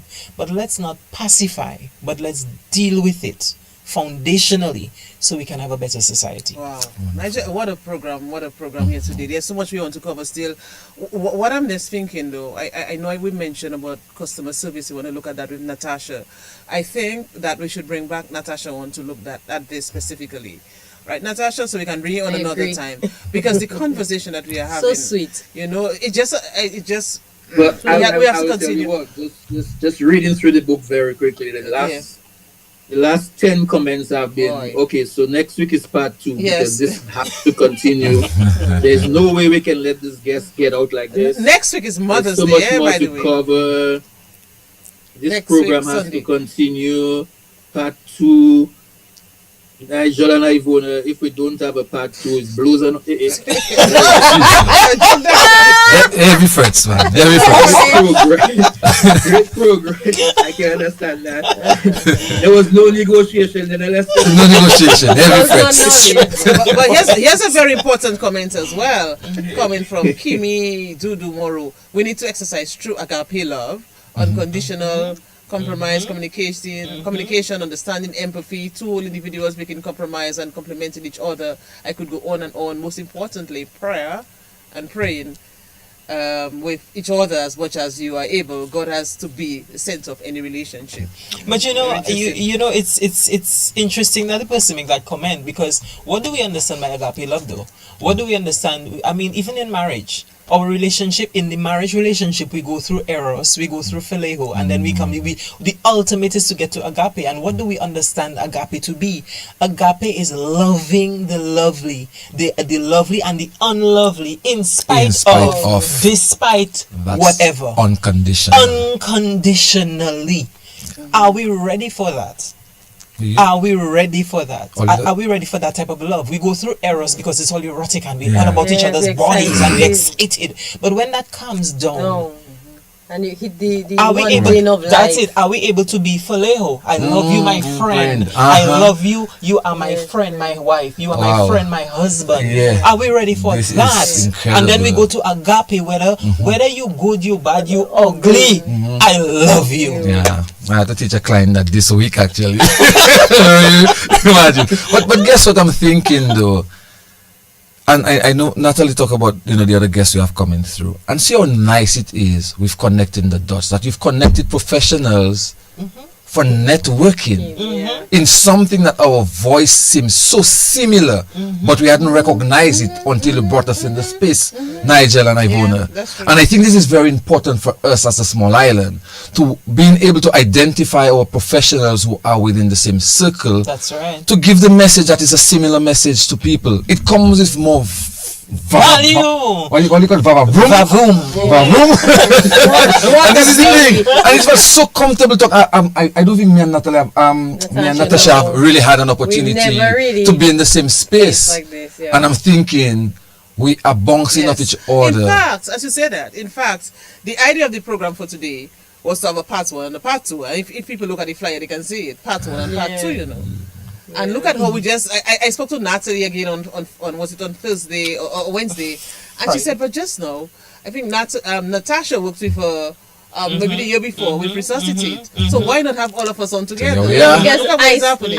Connecting the dots. Yes, yes. I don't take it now.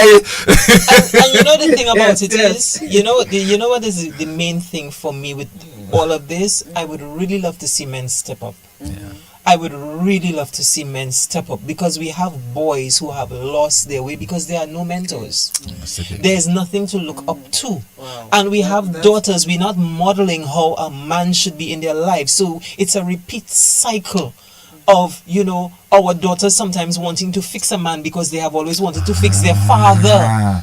You understand? It's important. Relationship. We talk about 5 love languages with our husband and our wife. But what about the 5 love languages with our children? Yep. We have to be able to identify and to connect and not be like as though, oh, I don't want to and that not for you. No, let's engage. Let us engage. You know?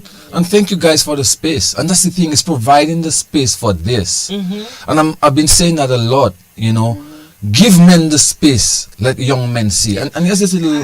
As you say that, just take a pin there again, because next week or the week after, I want to have some young men on, because I think there's a committee, a recently formed committee.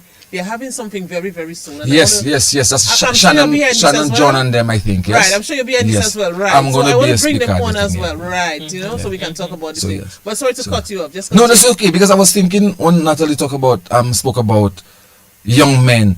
And here's something that we don't look at closely. So we go up with our mothers, our aunties and so on from 1 to 10 until we get to high school. So we have all respect for the women. They talk to us and we listen to them. When we get to high school, we're meeting a new group of boys who have been brought up differently from us. And then we find, why are you so soft, Lester? Look, Mr. talking that way and it's not a problem, but you couldn't speak that way at your mom's or your granny or your auntie. And we pick these things up. So by the time we become late teens, early adulthood, we've changed from being that nice boy who was 10 years, very respectful, to right now is mamzelle, because that's how our peers are doing it. So we get these little girlfriends, and then we realize, okay, if she really likes me, so I can play big man. And then my voice tone changes. I want to tell her who I am. How do you submit to me? And nobody's there to tell us, yo, bro, that's not how you talk to a young woman. That's not how you deal with a young woman. And we take that into our late 20s, early 30s, and we think we're the man. That's it, yes. But you see, another thing again, as parents, just to stick that pin right there, we go through the stages of parenting, and I learned. We speak to, and we continue to speak to our children all throughout. But we have to understand, we speak to, we listen, and we speak with. All right. We miss the listen part and we miss the speak with, because when we speak with them, we hear from them what their thoughts are. Yes. We understand their perspective. We understand why they behave the way they behave, and then our wisdom, we impart wisdom to them and how to manage and to regulate all the emotions that we talk about. So Natalie has officially become my professional wife. Because things Natalie is saying is so interesting. You know, I have a friend who says at work, I am her work husband. No, I don't like work husbands and work. No, I mean we're saying it in a platonic sense. Yeah, people you connect with us. Because Natalie is saying that I had to say to a parent recently that sometimes because we are the authoritative figure, we feel that the children should listen to us and not us listen to them. And I'm saying this is something like so from Sister Kim many on of the us program had to I'm talking relearn about. that, you know, because Right. I had to relearn. I have an age gap between my children, 7 years, and I had to learn that. Exactly. That, you know, I remember the other day I said to my mom, you know, one thing I didn't like when you get a beating, they're telling you, shut up. Hush up there. Yes. And I find like you beat me already. express At yourself least me, because I you want to want to cry. cry, If I want to yes. cry ugly. Thank you Let very me cry. much. So as a parent now, if I discipline my daughter, I let her. She can scream as loud as It's she okay. wants because to me You that is have her to let expression. them- That is her expression. No, It's the No, pain. what I'm saying though, I tell I have a son now. Sometimes the screaming is to draw attention. So I tell him, cry or cry, but don't make noise unnecessarily. But it's the thing where you see again, as you say, our thought pattern is connecting, and that's how I use that reference. But You understand? I like where we are on this. It's cool. It's cool for me because in my like somebody's reflecting exactly what I'm thinking from a woman's perspective, and I think that is brilliant. This is why you bring us together, And connecting the dots. I like what you said about speak with them as well, because when Nigel and I started, normally we have a chit chat, we talk a lot, you know, before we bring on our guests. And I was saying about, you know, graduation time, school leaving time, students are, and I signed some shirts yesterday in town. But whilst I'm signing, I'm looking at some of the, you know, the other things that were said, you know, the other messages, and I'm like, and it's not the first time. you're not but for supposed to years read now. the messages. I know Yes, that. It's so different. Let me tell you. But the language, you know. Yes, I remember when I left school, I asked my mom to sign my school leaving book, and my mom went and she read. Oh God, my mom was so offended. My mom, I said, Mommy, you just leave your Maybe some message things you and just go have to along. You're not Move along. supposed to read. Let's forget that. It's about me, it's not about you. But that's another discussion. I said we can just go on and talk about so many. But next I want to come back to you because when Nigel and I were talking again with our chit chat, we spoke about the situation last weekend. Oh, yes, the in tough the- system, yeah. and a lot of people are going through, you know, a lot. And Nigel was alluding to the fact that maybe later on in the program we would hear your views on this. You know what you would say to people like that. Wow, boy, I had the fortunate and unfortunate opportunity to have spoken to a lot of the people because we did social services. We were one of the first responders, and we really spoke with a few of the affected persons. And one of the things that I learned and I give back as much to this person is that do not fight the feeling of loss. It's a process. Why is Natalie shaking your head as soon as you speak? Well, you really have something. There's a commonality. Do not fight the feeling. Yep. Just when you go through grief and loss and those traumatic experiences, pretending to be strong is actually not being strong. You're a human being. You're supposed to react. That's it. You've lost a home. You've lost an investment. That's it. Let it happen. If it becomes overwhelming for you, then you know that you have to seek additional help. But I tell people when you go through this is normal. And yesterday again I was saying it to a client of mine, you're supposed to go through a process. Yes, you've lost something. It's beyond your control because you're not the one who shifted the earth. You understand what I'm saying? But don't pretend like you're not supposed to be hurt. Don't pretend like you're not angry. You are supposed to be. You've invested. So just take it one step at a time. Take it one step at a time. It will at some point, it's going to leave it mark, but it also means that you get an opportunity to grow again, resuscitate. You see,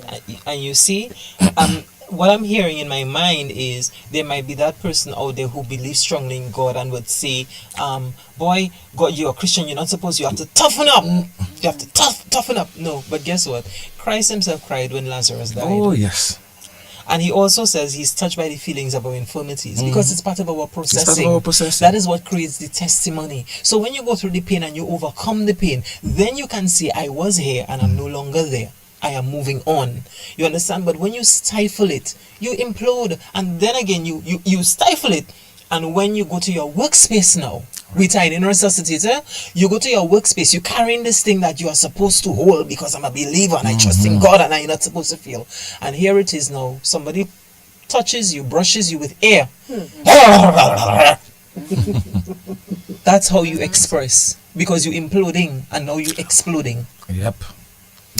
So, Ibuna, I thank you very much for the Thank you. opportunity again. Nigel, thank you so very much. Time flies very quickly, but I really appreciate the opportunity to share about Resuscitate and what we are doing and the networking. The networking. It's like this week I saw Mr. McBride from the US. He had a session for men, the man cave. And it was so interesting what came out of those sessions, men becoming vulnerable and speaking and even crying. You understand? But while they say we're going through our hormones and we have menopause, men go through andropause. So we have menopause, you all have, Nigel, sorry, but you all have andropause, and it's a clinical condition. It's not a thing in the air. So Resuscitate is about education. It's about education on self, for the better self, for better relationships. Natasha, just educate me as well as we're talking about education, because you're Earth Gold. What is Earth Gold about, and all those lovely outfits I see you with sometimes, and even when there is like when you have the NDFD how you call it, anyway, in the street exhibitions and things like that going on. Tell us about this Earth Gold vibe. A year ago, my company registered 2 new subsidiaries, Earth Gold being one of them. So many of you may or may not know that I have a consulting office and it's outsourced development.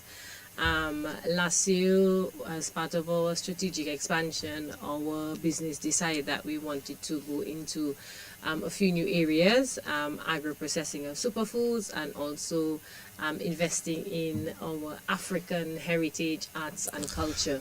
And so from that, we birthed Earth Gold, and we launched Earth Gold, showcasing African, Caribbean fashions.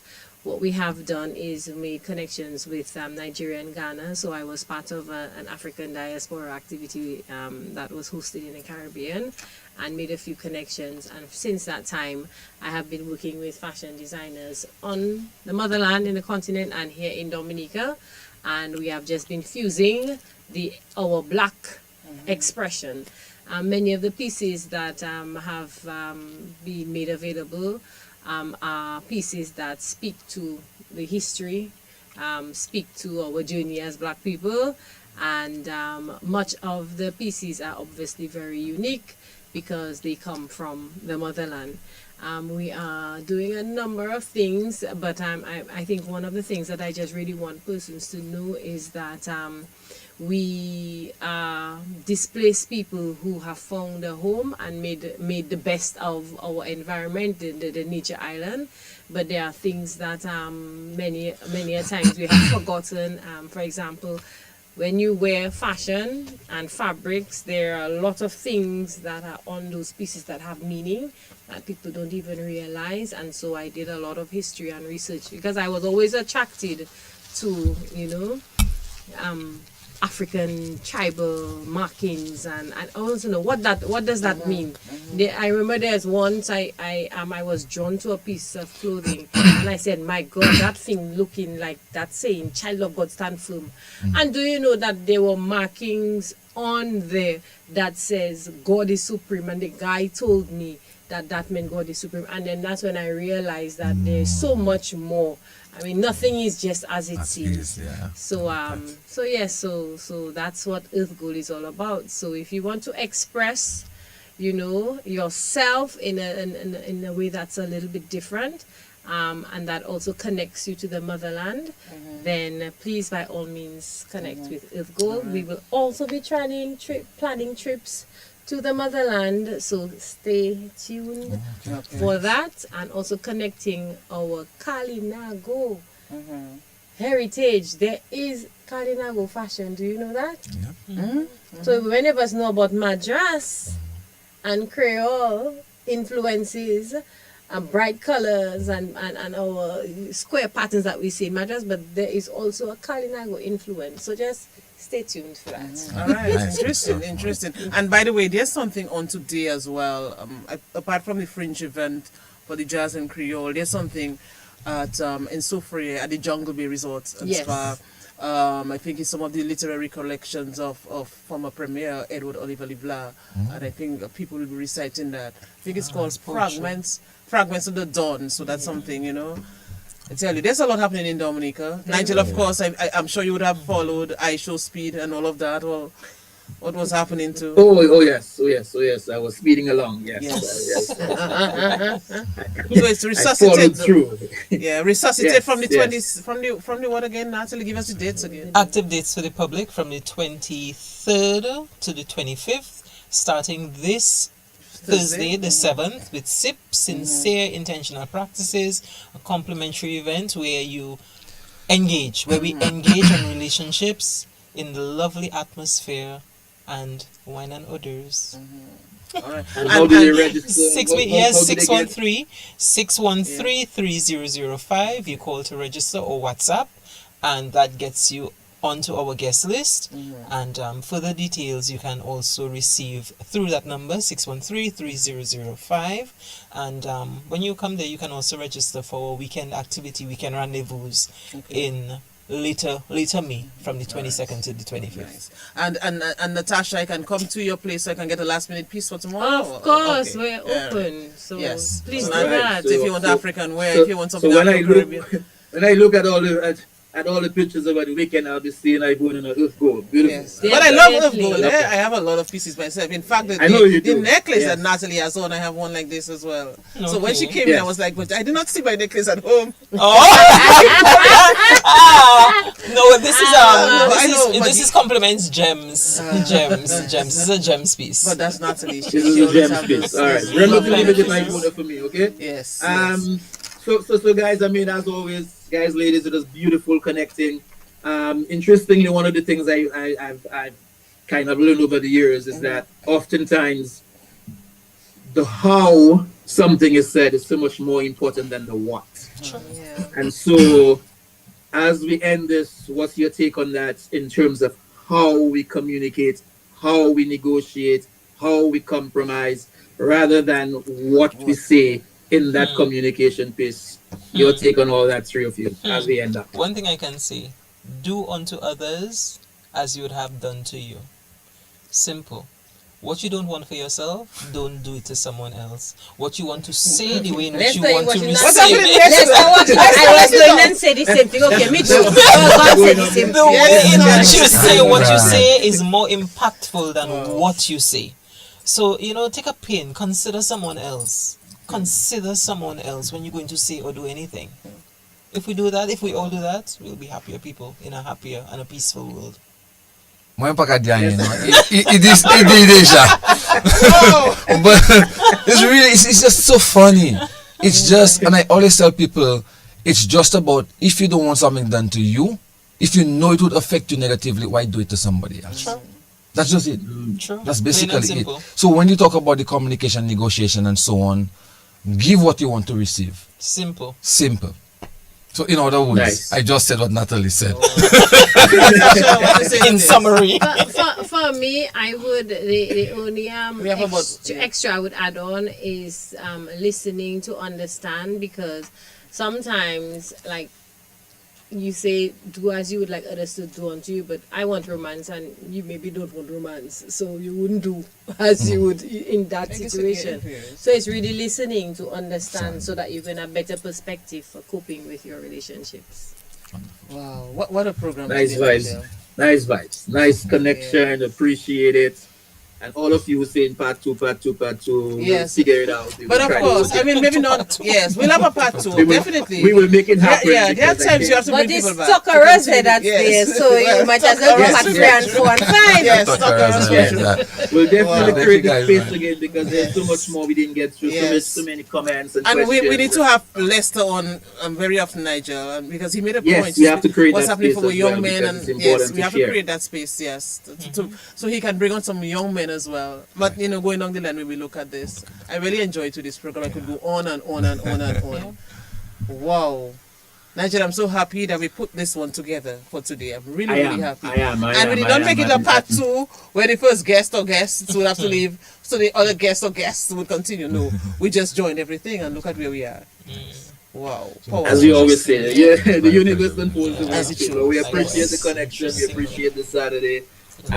All the best with Resuscitate. Rest, pause, And I hope you guys join onto the program. Call the number, the 613 3005. 3005, Yes. so you can be part of that.